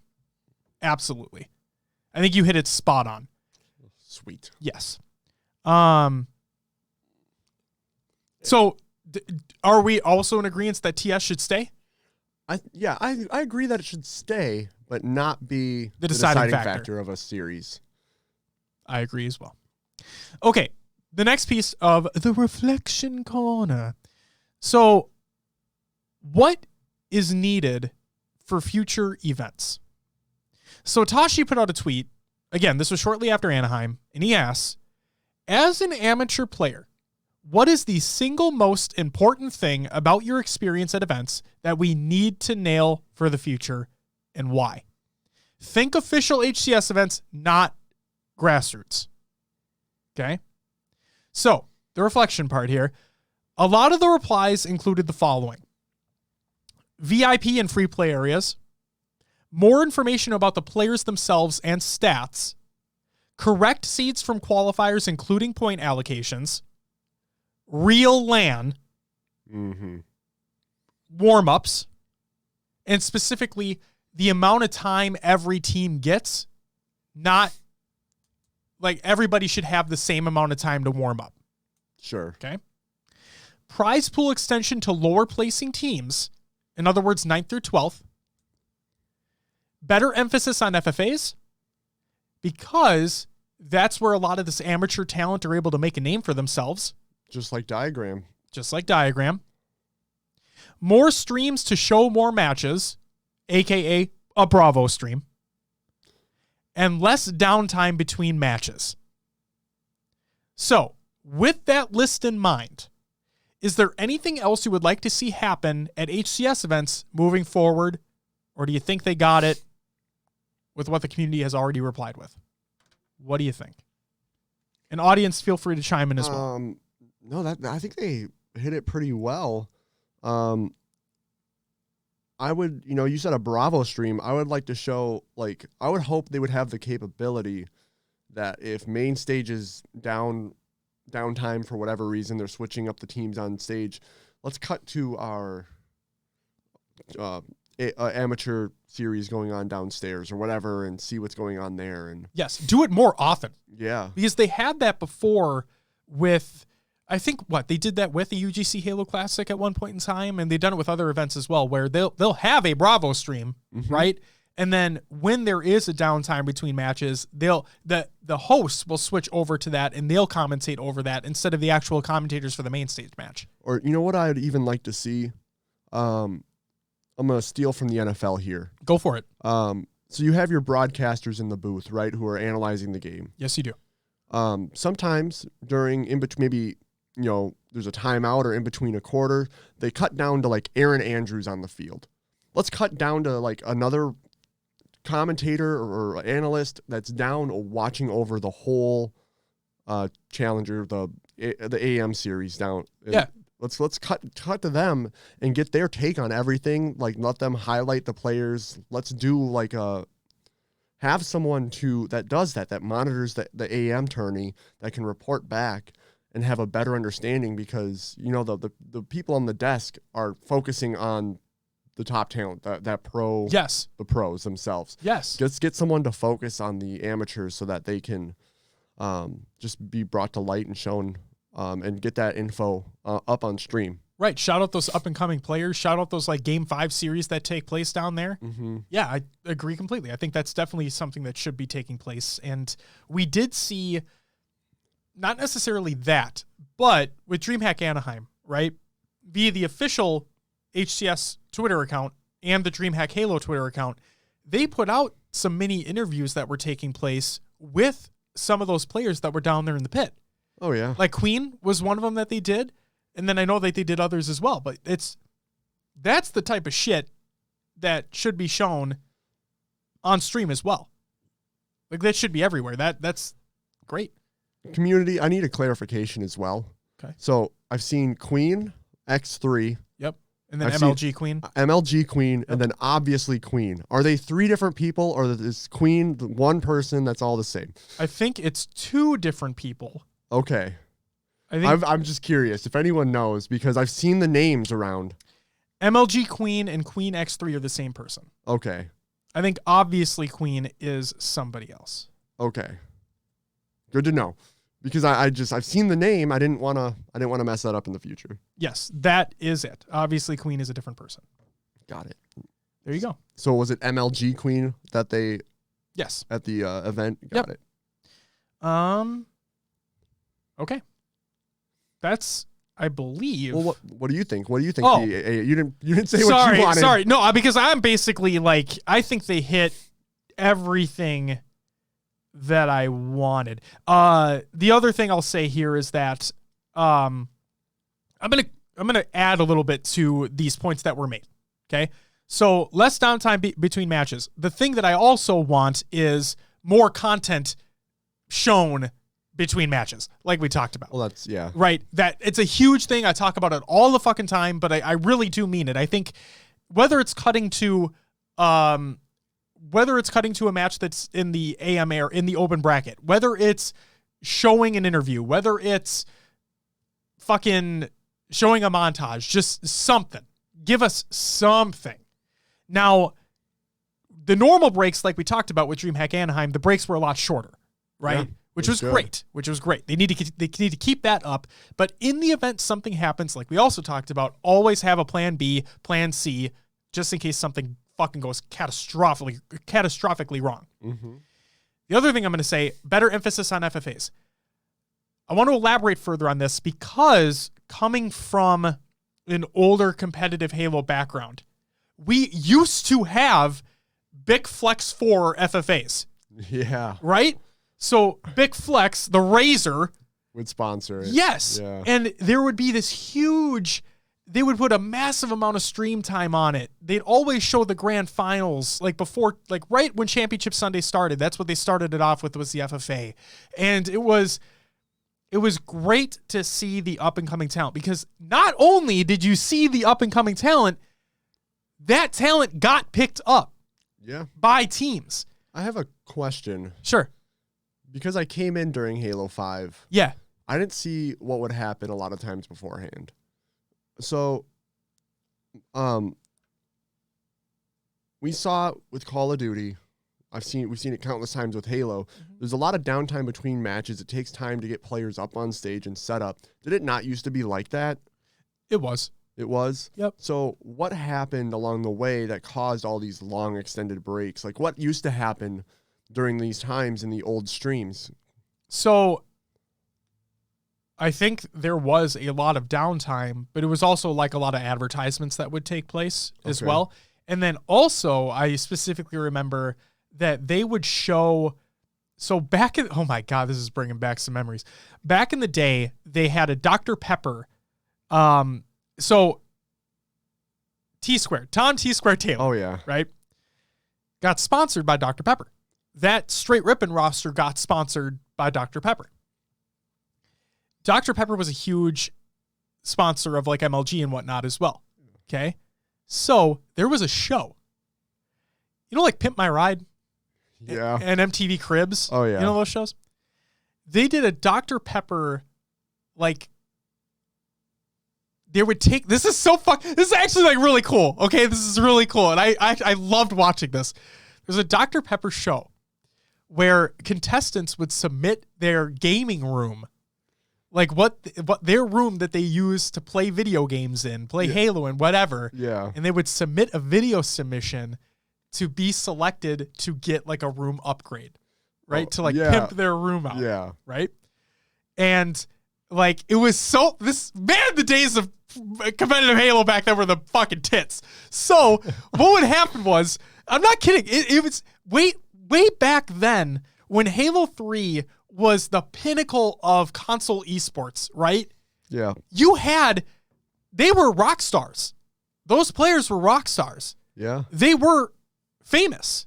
Like they are famous now, don't get me wrong, but back then, like their faces were on fucking cans like Ninja as a can of Red Bull. Yeah. Right? You could buy a T-squared faced can of Dr. Pepper at gas stations across the country. That's how big this was. So this show, I'm going like off the rails here, but this show was a contestant would be chosen who submitted their video, right? Yeah. And they would get their room pimped out with a whole bunch, like brand new systems, controllers, right? Beanbag chair, a Dr. Pepper fridge. Oh yeah, that was a staple in every one. They'd have a neon lit MLG sign in each one. Oh. It was awesome. Yeah. It was genuinely really fucking cool. And the other cool thing is that they would bring in a pro player or more than one, and they would hang out with the contestant all day or the couple days or whatever it is while they completely redid the room.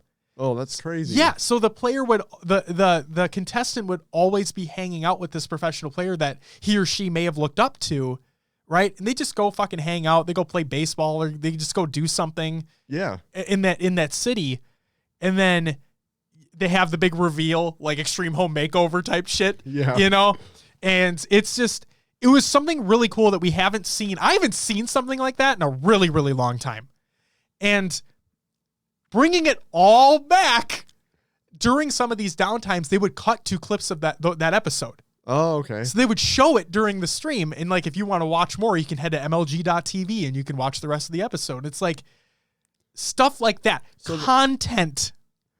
So that was all MLG though. And Dr. Pepper. And Dr. Pepper, right? Yeah, they were a big part. But look, it was MLG. It was on MLG TV. Yes. So MLG back then was running these tournaments. They were pimping their own content. Yes, they were the HCS before the HCS was even a thing. So what else? So does the HCS need to get involved in just more content creation outside of Halo? Well, like Halo, but like outside of Halo, but including Halo. Like sure, yes, I believe they do. Like they have the Halo Museum at 343, right? Yes, they do. Like, what if they did like a video tour of that and then showed clips of it during breaks of like someone explaining all the quote unquote artifacts? Right. Like, that'd be pretty cool. It would be. Or we saw Halo Outpost Discovery. Select cities. I'm sure there's a ton of people that weren't able to go. Yes. If that ever, when that ever. Well, if it's going to come back, right? Yes, it will. It's coming back in 2021. Yeah. So they're going to focus on Infinite. It's Yep. going to come back. I think Outpost is going to be more exquisite in 2021 because it'll have the Infinite lore into it. Yes. But it's going to change. And for those who didn't see the original Outpost, it'd be really cool if there was some sort of like Outpost Museum. Well, not Outpost Museum, but last time at Halo Outpost Discovery. Yeah, sure. To hype the new one. But they had like the walkthrough of the ring experience, like not, which is really fucking cool. It was awesome. Yeah. Yeah, I would really like to see just more content from HCS surrounding the Halo universe during those downtimes as well. Like, It doesn't have to be strictly competitive, like some people might complain, oh, we're here for competitive, why aren't we watching competitive stuff? But anything Halo, like just bring the community together like that. Like show off Halo lore stuff, show off other things. And I'm going to take that one step further. That has to be a basis for every roadmap event. So they're working on a year roadmap. Yeah. Okay. That roadmap, I imagine, will have events other than just HCS events on it, potentially. If it does, I don't care. A standard has to be that type of stuff, that type of content. Because if I'm a spectator and I'm coming in for the first time, right? And I come in and I watch an HCS event for the first time. My expectations are here. Hopefully they're here, right? Mm-hmm. After watching it and be like, God damn, that was amazing. Like that's everything. Man, I should have watched more Halo back in the day. That sounds fantastic, right? Yeah. Then if they go to, and this isn't meant to shit on anybody, but if they go to like a DreamHack stream, the next event that takes place, right? And you have just a standard be back shortly screen. Nothing taking place between matches. Just feels like a letdown. It does. Your expectation was here. You're like, oh my God, Halo Infinite is like, these esports events are going to be amazing. Eventually it just starts dropping. I don't want it to be like that. And the people that are running these events do an incredible job. Yeah. And I don't want to see their work go unnoticed because I think I brought this up last time, but you know, when HCS is running these events, they might be at DreamHack Anaheim, right? But HCS is there doing the production, doing all that. When it's just DreamHack putting on the event, they don't have all those resources. Right. Like it's just the people trying to put on the tournament and get it on a stream. They don't have all the backing and all that content stored away. I'm sure they don't have someone at DreamHack that just stores Halo content ready to use. We know they have a Halo team. Right. I don't know how big that team is. But that's got to be like, we know how to run a Halo tournament team, right. not a Halo content creation team. For those who are unaware as well, DreamHack is a massive thing. Like we're just talking about just the Halo aspect of a DreamHack tournament. We're not talking about DreamHack as a whole, which has a massive amount of personnel, is a massive gaming event which takes place in multiple cities around the world. That's not what we're talking about. And then Duststorm replies with, there needs to be uniformity across supported Halo events. Absolutely. And then also, wasn't part of that supposed to be part of the consideration for the HCS Grassroots partnership? I hope so. I think so. I hope so. I don't know. It didn't seem to come through that way. It also, where the fuck have the Grassroots announcements been? Are they just, I don't know. That's a whole other topic. We could go on forever. I know, but like that's another, it's a thing that we haven't gotten a lot of information on. It's been, right, the program is on hold, but it's just the fact that we haven't had really any information except the few announcements for who got added. Like, yeah, there wasn't any. No, I get what you're saying. There wasn't any big. Like they got official. Like they got a few official tweets from the Halo Twitter account, but there wasn't a lot of like hype. No, there wasn't a lot of promotion either. Yeah, maybe that's the word I'm looking for. There needs to be just more Halo promotion everywhere. Yes. How about that? Yes. Let's get it back out there. Yeah, absolutely. Dust states, not expecting much for a while on the restructure. Couldn't agree more. Yeah. It's unfortunate with the Grassroots stuff. Hopefully everything gets better in the future. We're at the point where like Infinite is the last light and we're just waiting for it and hoping that it's everything it needs to be. Exactly. It has to be everything that we need it to be. Let me hold on. Dr. Pepper. Are you looking up the Dr. Pepper rooms right now? No, I want to know what the name of that fucking show was. Yeah, the rooms. I just want to know the name of the show. Okay. That's all. Okay. Well, shit. I think that does it for the topic. I think we've gone through everything. Yes. And extended on. I'll figure out the name of it. Or if someone in chat wants to tell me what the name of that show was. You're going to read the news here shortly. I will look up the Dr. Pepper show. Thank you. And please, Dr. Pepper, if you ever listen to this, please become a sponsor again so we can get those shows back because goddamn was that awesome. That's all I want. I just want that. I want that Dr. Pepper show back so bad, or just something all like it. You know what? Fuck it. Don't bring the Dr. Pepper show back. Instead, let's bring Exhibit and let's get a Pimp My Ride, but Halo-fied version of it. Yep. That's what I want. I don't know about that. Pimp My Tournament. Exhibit comes in, fucking West Coast custom style, and pimps out your tournament location. Oh, was it just called the Dr. Pepper Ultimate Gaming House? Was that it? Was it the Dr. Pepper Ultimate Gaming House? I bet they called it. Yeah, I bet they did call it Ultimate Gaming House, but really it's a room. Probably. Yeah, that's probably it. You're right. Yep, Dr. Pepper Ultimate Gaming House. But really it was a room. Let's set expectations here. It wasn't the whole house. Man, 2010, 20... Yeah, dude, I told you it was a long time ago. It was 10 years ago. First one, December 7th, 2009. Holy crap. How awesome is that, though? Look how far we've gotten away from that. Yeah. Oh, what am I doing? This is my show notes. Like, god damn, it's so fucking cool. That was so cool, man. You should watch those old episodes. They're amazing. All right. Will, it's time for some regular news. There's a 343 position is opened up. This is by Dursky over on Twitter. We're looking for a senior producer to join the 343 publishing team. If you're interested in working on Halo and helping to shape the future of the legendary franchise, check out the link below for more details. Link will be included in the Google Doc of the show notes of the show. You can use the command !show notes and you'll get a link right to it. Next up, this is that unlikely partnership that got announced. Herman Miller and Logitech G join forces to create high-performance furniture solutions for gamers. This is by Herman Miller. For those who don't know, well, let's just get into the article here.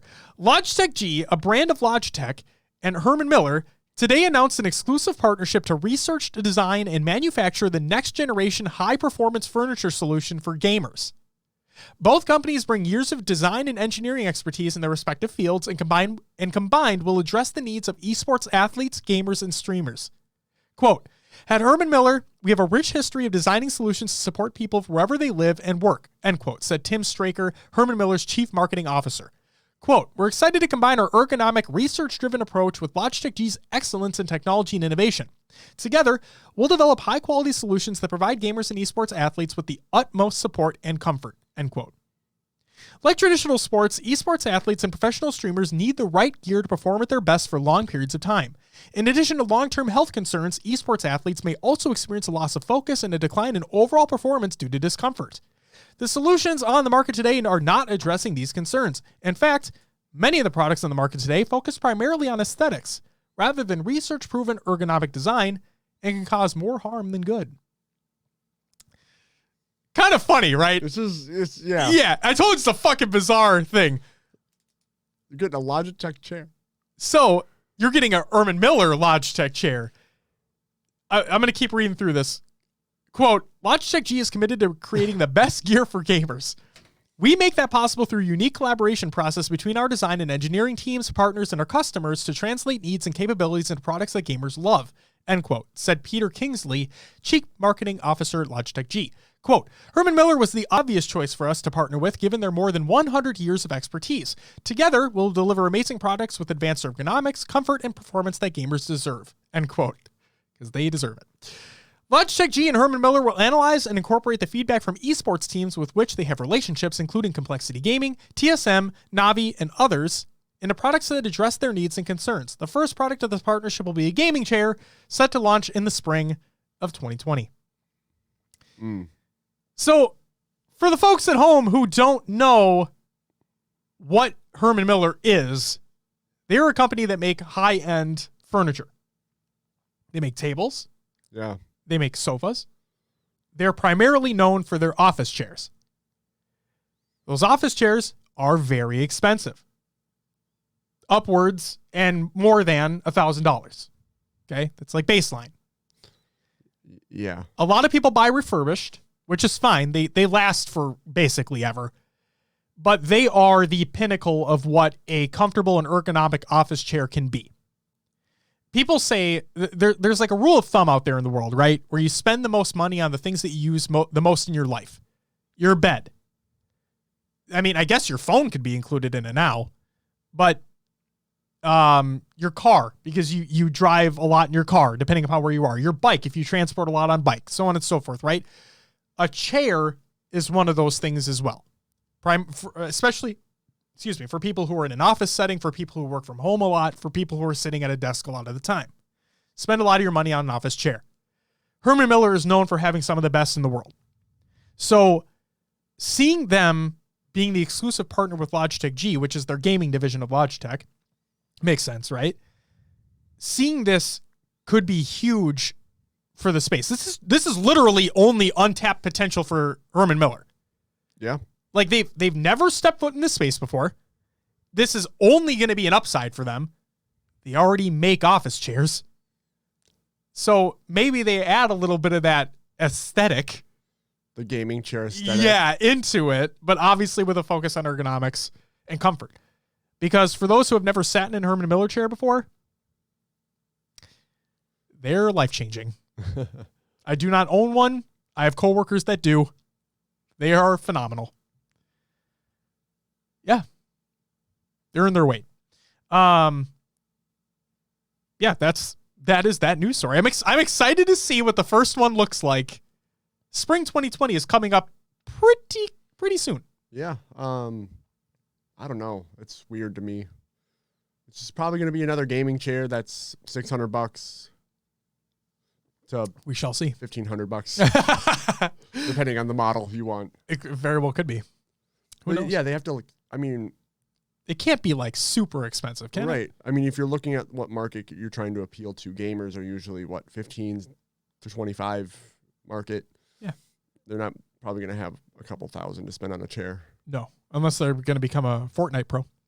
I mean, yeah, they could do that. You never know. Last news story of the week. It's a big one. Strap in. MCC development update for February 2020. This is by Postums.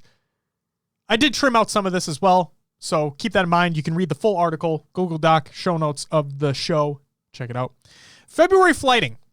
Flighting for February took off on the 13th of this month for just over 100,000 players on PC via the Halo Insider program.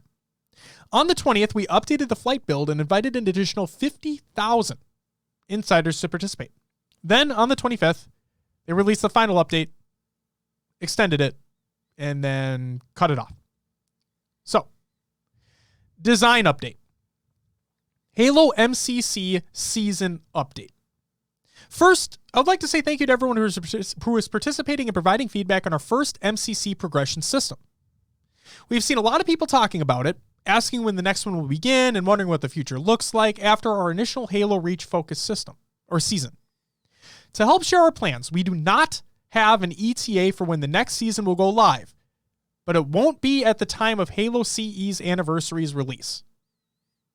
Each new title release being added to MCC on PC will not necessarily correspond to a new season or unlocks for that specific game, and some seasons may incorporate multiple game unlocks. The goal for us is to ensure each future season has content that is meaningful, of the right variety, and includes new elements for each season. We also want to provide more choices in how you can both earn season points and how you can unlock. As a reminder, there is no end to the ability to unlock content from a previous season. When a new season rolls out, you are not locked out from earning previous seasonal content. You have not finished unlocking everything. Therefore, sounds to me like they don't have a season of unlocks for Halo 1. Well, we kind of talked about this before, where Reach did have an unlock system already. Correct. So what could you possibly unlock in H1 that isn't already there? Yeah. Or the other games, for that matter. Right. That wouldn't change how that game is. You know? Yeah. Because you can't, I don't know. Could you add different armors and whatnot? Or would that change hitboxes? Would that change, I don't know. But there you go. There is not going to be a new season with Halo 1's release date. It's unfortunate. I expected there to be. Me too. For some reason. I did too. But we'll see what we get. Yes, Dust. Interesting indeed. Double XP event. Starting today, we'll be running a double XP event from Friday, February 28th until Monday, March 9th. All medals and XP caps will be doubled from their current values in all game modes where XP can be earned. This is a great opportunity to earn those unlocks as you may have been eyeing in Halo Reach. As a reminder, we'll be actively monitoring player behavior during this time. Idling and methods of harvesting XP in ways which can be detrimental to the multiplayer experience will result in bans. Don't fucking do it. Also, like previous XP weekends, updated XP values will likely roll out over time on Friday. We recommend restarting and reloading the game once the update goes live to expedite the XP bonus flow. New features for Halo CE Anniversary on both console and PC. As we release new titles on PC, our goal is to also include new content and features for players to enjoy and elevate the experience beyond what is currently in MCC on Xbox One. There are several key updates to Halo CEA. One is a complete overhaul of the customization interface, and the other is bringing the community-requested classic Halo Combat Evolved sound back into multiplayer in MCC. The last feature will be a toggle for you to enable either the classic HCE sounds or the newer CEA sounds in your settings. We also aim to provide updates and value to Halo MCC players wherever they play. We want to get things right for each platform, and with the launch of Halo CE on PC, we need just a little more time to deliver an Xbox update, which will bring in the new Halo CE features, detailed above, along with Halo Reach bug fixes. The Halo CE you play and enjoy today will continue to work across all game modes until this update comes out. Because of the number of updates and bug fixes to Halo 1, Halo Reach, and some other bug fixes to other titles, the download size can be up to 60 gigs if a player has all the games installed. To minimize the size of the download, please use the intelligent install feature of Halo MCC to unselect any games or content you may not want to update. Fuck. MCC is going to end up being like 500 gigs? 500 gigs on your... Good Lord. A 60 gig update? We're getting like COD levels right there. That's crazy. That's nuts. All right. Halo CE customization update. At launch for PC, Halo CEA will use the new 3D character model render to allow players to preview the multiplayer customization options. In Halo MCC today, you can make Halo CE customization choices but cannot easily visualize what your player might look like in-game. Going forward, we will continue making investments into customization and look for ways to enhance the options and presentation available in each game going forward for both platforms. For those who did, it looks a little weird. Because of the Unreal update, it looks a little weird. That's all. Forge and Theater update. When Halo Reach launched on PC, we did not include Forge and Theater because we knew that there was more work to do in order to create an experience, controls, and UI that felt PC native. Some of the awesome modders in the Halo community found a way to unlock Forge in the current release, but the mod support is limited to controller and the original HUDs and UI. We're making good progress on building a Forge and Theater experience that includes solid support for mouse and keyboard, remappable bindings, and more intuitive controls and HUDs when using inputs that are not a controller.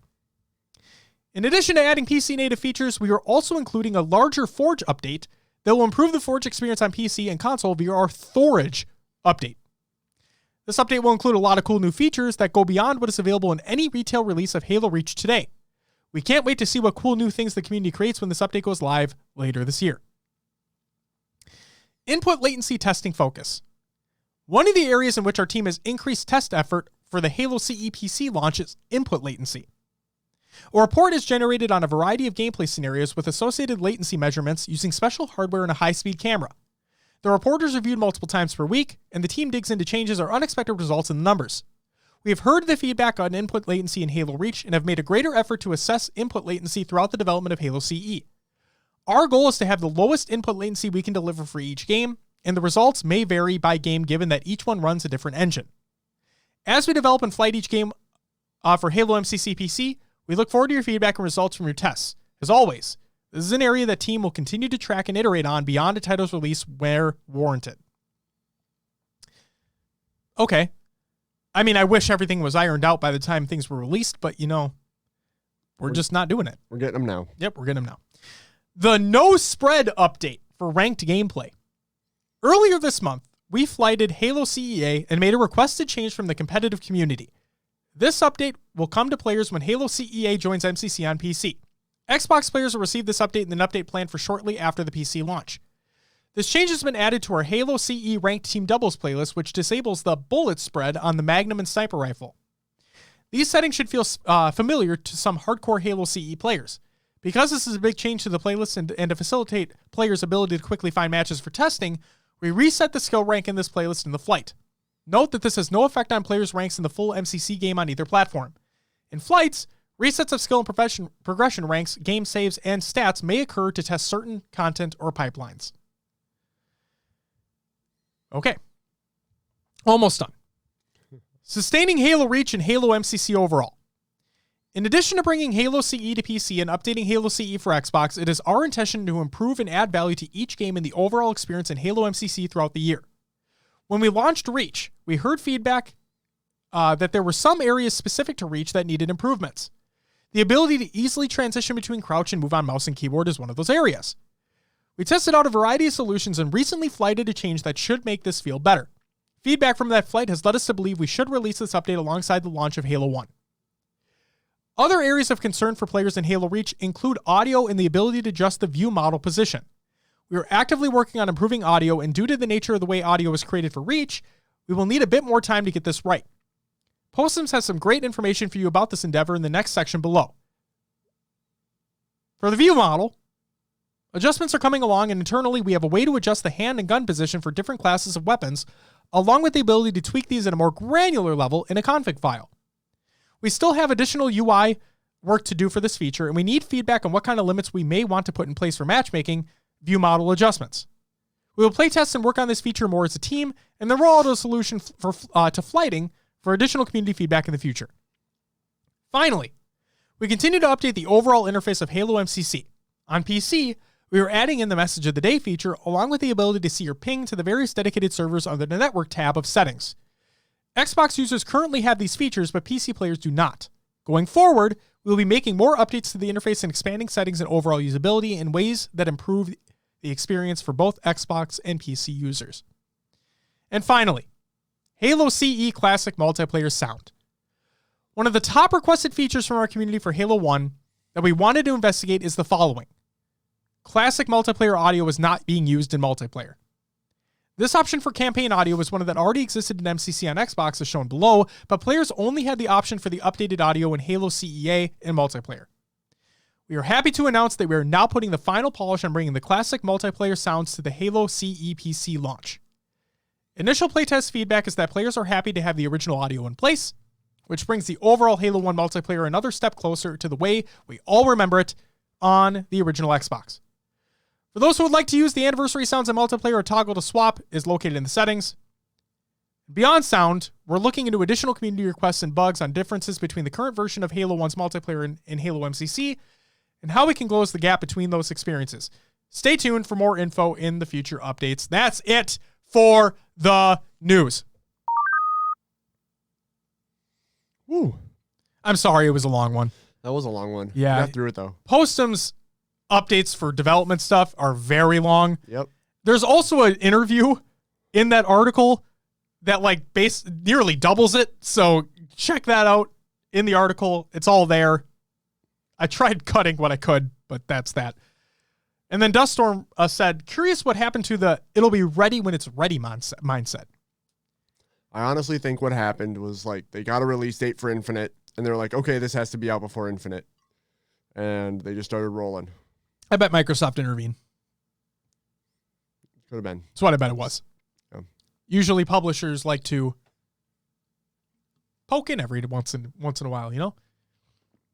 Like, hey, we like money. You want to I don't know, put it out there? So we can make money? I don't know. Something tells me that Microsoft had to have something to do with it. Maybe not a lot, maybe a little, but something tells me they had to have something to do with it. But, game development can be hell. I'm not a game developer, so I don't know. Hey, Will, guess what? What? It's time for Will's Adventures Within the Haloverse.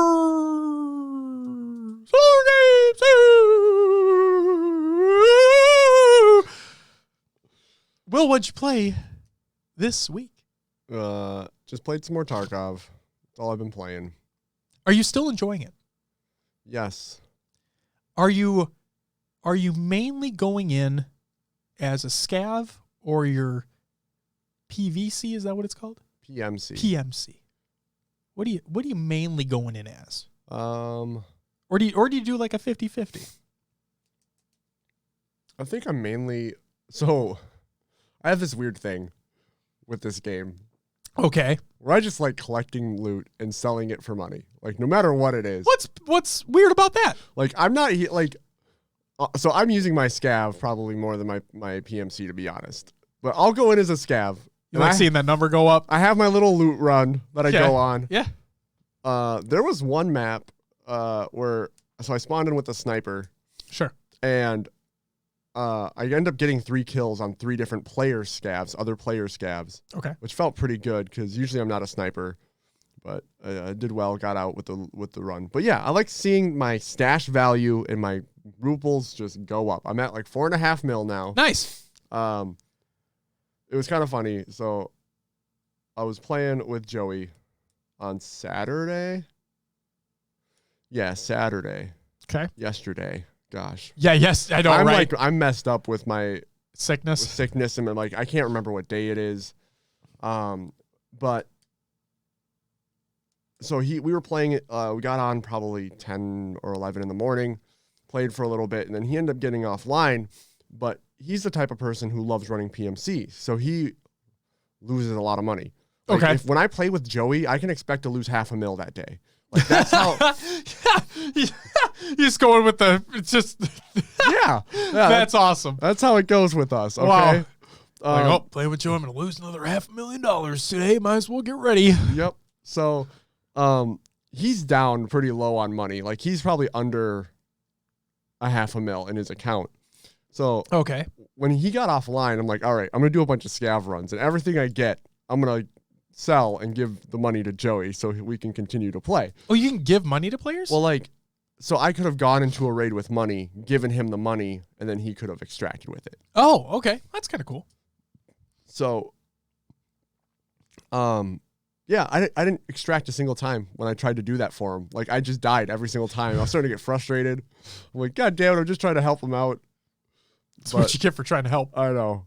That's what I get for trying to be nice. But it's one of those things, like, when you go in as a scav, yeah, you might get armor, because it's random loot that they put on your person. Right. So if you run into a bunch of thick boys, you might get shit on. But okay. My favorite thing that happened is I was playing and I was a scav that's I spawned in with a sniper. Okay. But I spawned in with only like 10 minutes left in the raid, and I had to get all the way to the other side of the map. It's possible if you just run it, right? If you just keep running and make it. Yeah. Problem is, I ran into a group of people. 3 people. Uh-oh. Again, 3 thick boys. So I had a sniper, and I saw one of them come down in this area, and I just hid in a bush. Like, I'm gonna hide. I'm not gonna try to take this. You played fight. Like I do. Yeah. You might be good at Tarkov. No. So yeah, I hid in a bush. Finally didn't hear anything, so I popped my head out, and I see a group of 3 guys. Like, so it's, to know the map, there's like level area, there's some crates, there's a road, and then on the other side of the road, it dips down into like wooded area. Okay. So I'm in that wooded area. Sure. And the road comes down, and at the end of the road, it either goes left or there's a bridge you can go on. And right on the corner of that bridge is a semi. So I pop out like on the corner of kind of where that bridge is and the edge of the wooded area. I see these guys running across. I'm like, oh shit. I just took a shot at one of them with my sniper. I don't think I hit him, but it made everyone else in that group like freak out. So since I shot from there in the open, I rotated around by the semi, and one of the dudes is like I basically split the group. After I took that first shot, they all freaked. So one went back, one went across the road this way, and this guy was like, okay, I'm coming back to you guys. And then he's like, oh, wait, no, I'm just going to go towards the woods. So since he hesitated, now you can take them out one by one. He was left in the open. I shot the guy open in the road. My thought was, since the guy crossed the road to come towards me, I'm going to rotate back into the woods so that he doesn't get a flank on me. I saw the other teammate cross into the woods as well. So I spent time searching for him. I couldn't find him, any of them. I think, since the time was so low, I think they were like, sorry, dude, we're booking it for extract. And they just left him behind. They just left their buddy in the road. Get fucked, bro. So wow. So I went and looted the guy, realized, oh, wait, I can't even get out of here. I don't have time. After that encounter, no. I couldn't even get out. So I just looted him. I ran around. I shot all of his ammo out of the gun so he didn't get it back, because he's going to get that stuff back in insurance if he insured it. Oh, okay. Because you can put insurance on your gear. If it's left in the raid, you get it back. So since I shot all of his ammo out of his magazines, I threw his grenades. I was like just fucking around in the map because I knew I couldn't leave. Wow. Okay. But yeah, I felt good. I messed that guy up. And Fuck that guy. Yeah. And then I scared his teammates. But it's funny. It's 3 thick players against me, a scav with no armor. Like, how do they not they could have just W keyed me and I would have been screwed. Like, they freaked. I thought it was hilarious. That is awesome. They freaked. You played it well. I'm trying to learn. And his teammates fucked him over. Yeah. Yeah, it feels bad. But yeah, that's all I played this week. All right. I played MCC. Did the community play date. It was fun. And then yeah, we played one game of H1. Took that fucker out. No? Oh yeah, we took it out immediately. We played one game of Halo Reach. Took that fucker out. Get out of here, armor abilities. Bye-bye. I hate how somebody can have... I hate armor lock. Everybody knows that. I also hate camo. I think camo is really fucking stupid in Reach. Mm-hmm. The armor ability of active camo, that is. And then we got like one game of H4 throughout the entire endeavor. Oh, we rocked them. Oh, rocked their world. Every time we've played H4, yeah, it's been dominant. I love it. It's so good. And I got rid of the autos. So like now they have Precision Slayer and Auto Slayer as things you can pick from. Oh. Right? Yeah. So I got rid of Auto Slayer and instead did Precision. And that way you get more of like the pro style playlists. Yeah. Not the ranked or anything like that. Not the HCS and MLG. I get what you're saying, though. Yeah. So it was a lot better that way. And then we got what was it? We got an H2A, one of the newer forged H2A maps that came in. Kind of looked like a repeat of Narrows from Halo 3. Okay. And that was like one of the closest games we had. We won like right at the very end. We had a setup that we basically got top mid and we were able to hold them off for the rest of the game. It was great. That was definitely one of the better games that we had that night for sure. Yeah, it was a hell of a fun time. It was fun to finally play Halo again. Yeah. After a while. Yeah. And then the last two that I played.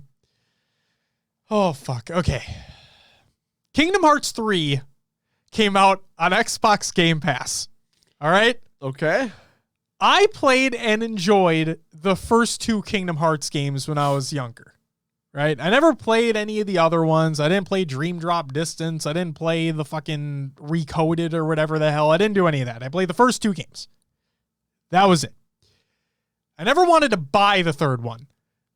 Then it got announced that the third one's coming out on Game Pass. I'm like, oh shit, I have Game Pass. Play it there.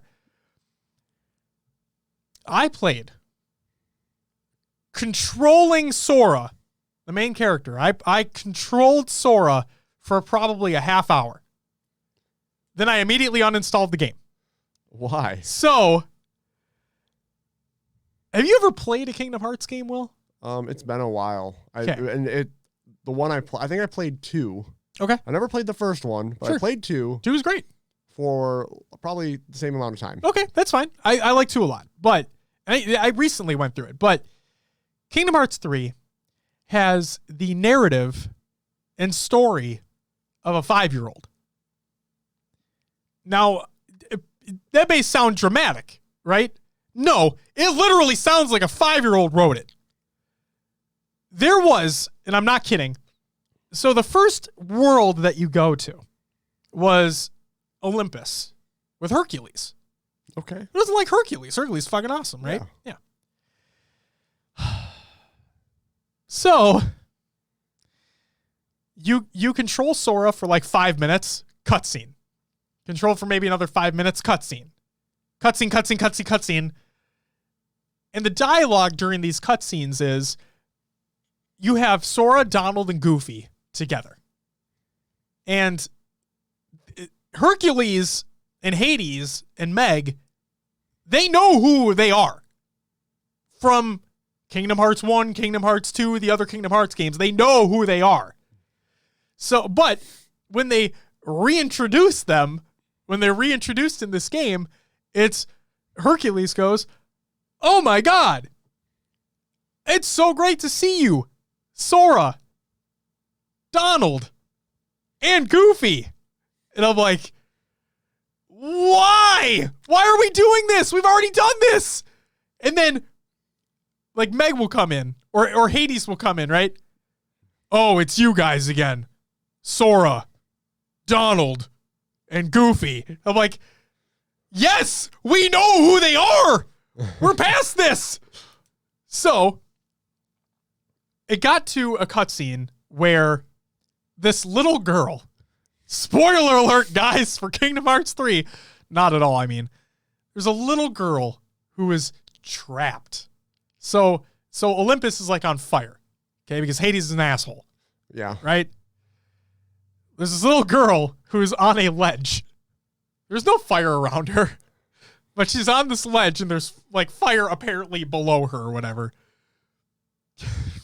Hercules goes, So the fucking dumbest thing.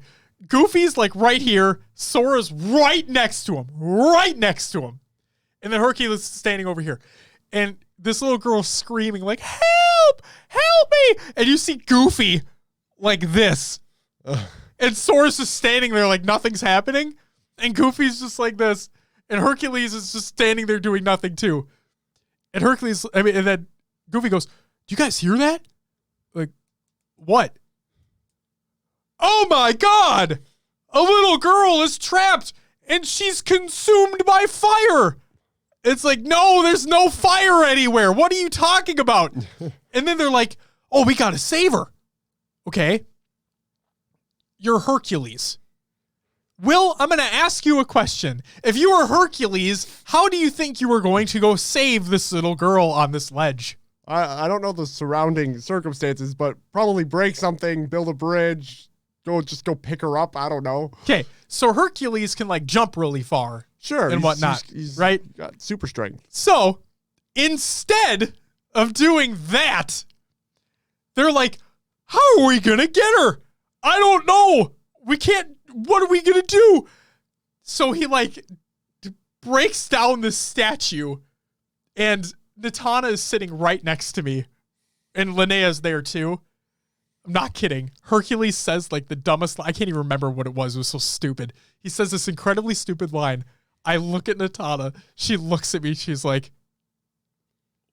looks at me with that look of, what the fuck are you even doing right now? Yeah. It was right after she looked at me like that I went back to the home screen and she's like, oh, are you taking a break? And then I went to the game settings and I hit delete. She's like, oh, you're uninstalling it?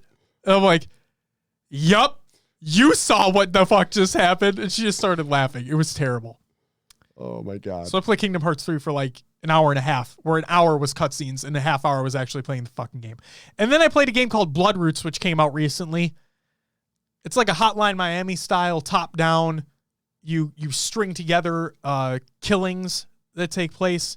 Art style's kind of cool, but I uninstalled that after about a half hour as well.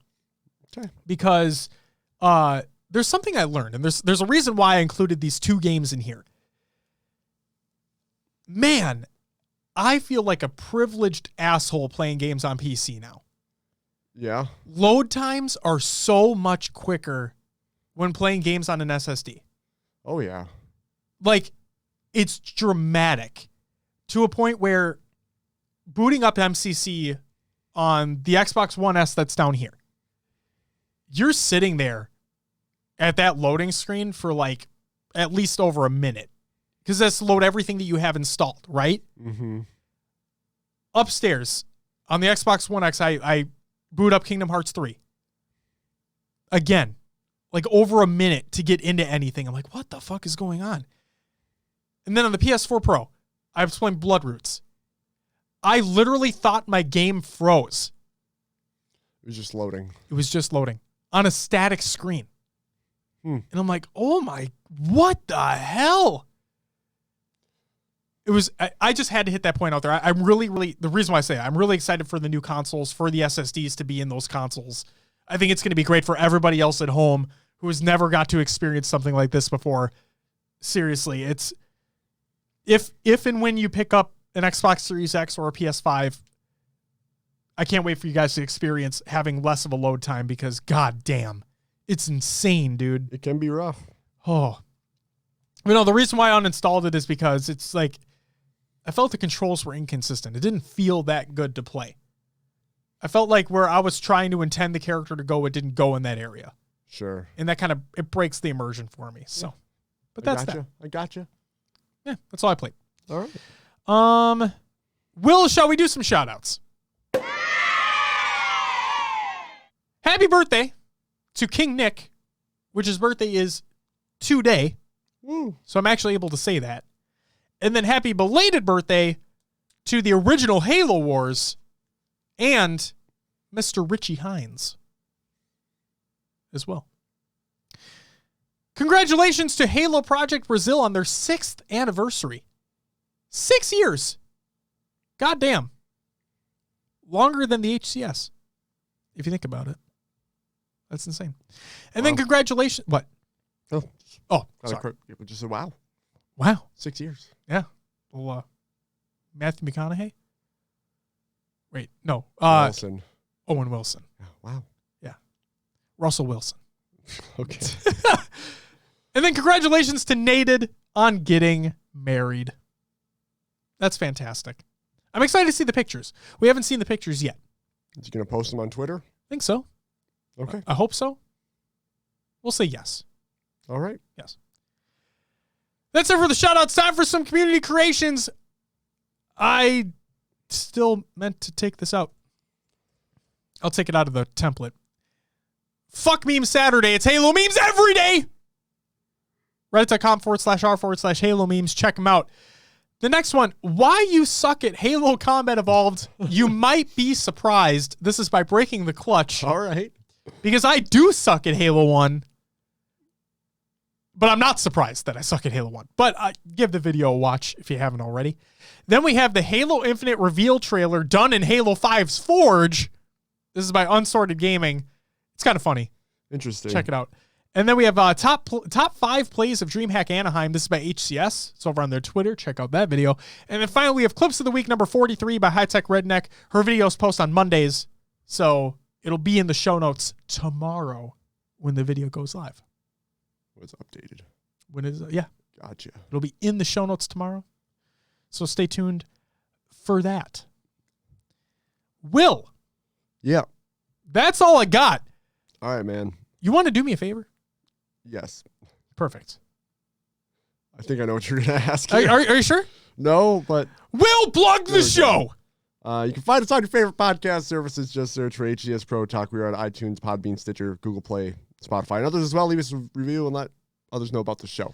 Pocket Gas. Join our Discord, join the community discussion. A lot of great talk going on over there. Yes. You can join our Xbox Club or Spartan Company. Search for us on Halo Waypoint. Or don't. We're on Twitter, Instagram, Facebook, YouTube, Twitch, and Esportspedia. Search for us on your favorite site. Come find us. We're out there. Did you happen to see if there was another one in there by chance? I don't know. Something tells me there might be one extra little plug in there. Twitter, Instagram, Facebook, YouTube, Twitch, Esportspedia. Oh, we have our website. We do! You got it live? It is. It is live right now. HCSProTalk.com. Check it out. It's still a work in progress. Don't hate on me for it. I wanted to just get it out for people to see as of right now. I'm currently in the process of migrating all old episodes as posts on the website, so you can check that out. It is also a place where all the streams will be located when those go up for like the community playdates and whatnot. And then also kind of a little bit of a tease for what is being worked on by the podcast community at large. That's all I'm going to say there.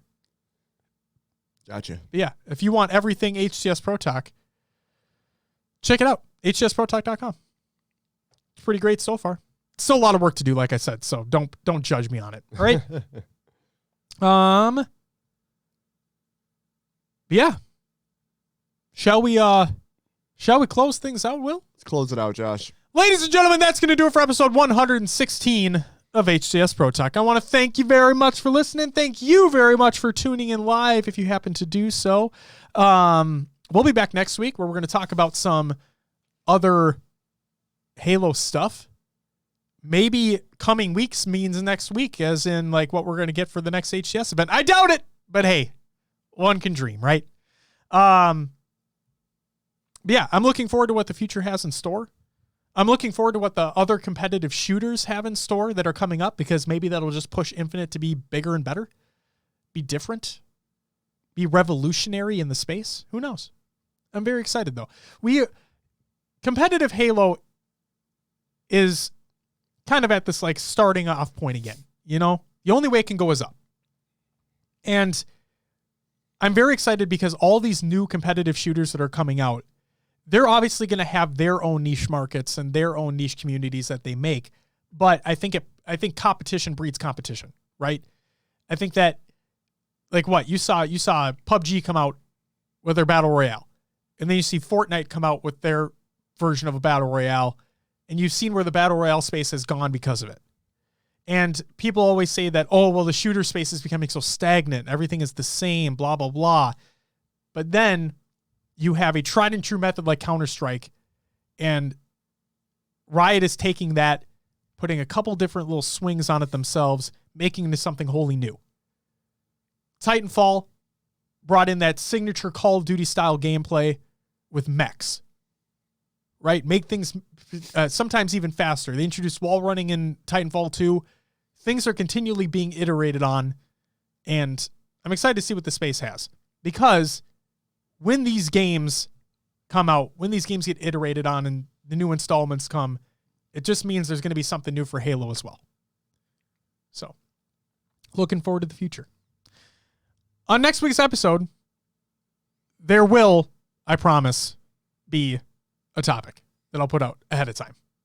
I haven't because I've been lazy. I'm sorry. Well, it's on me. The Reflection Corner has become our topic segment. Yeah, I just want to give people an opportunity to reply ahead of time before we do the show. Gotcha. Yeah.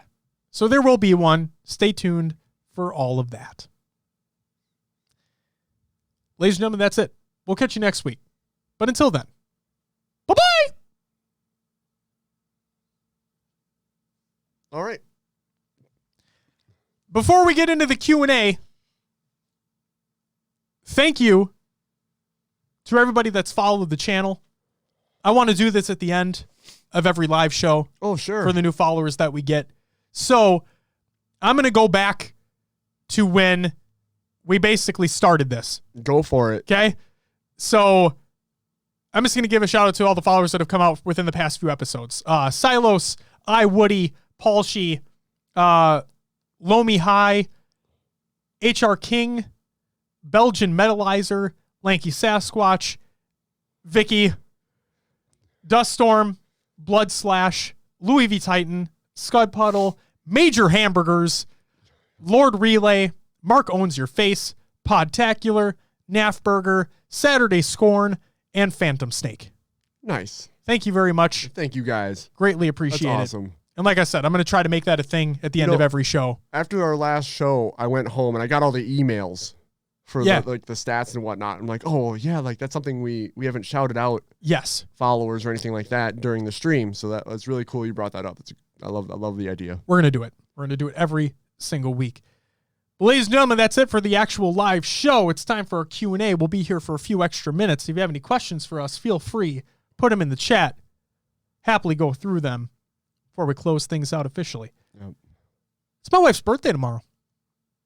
March 2nd, that's right. Yeah, March 2nd, 92.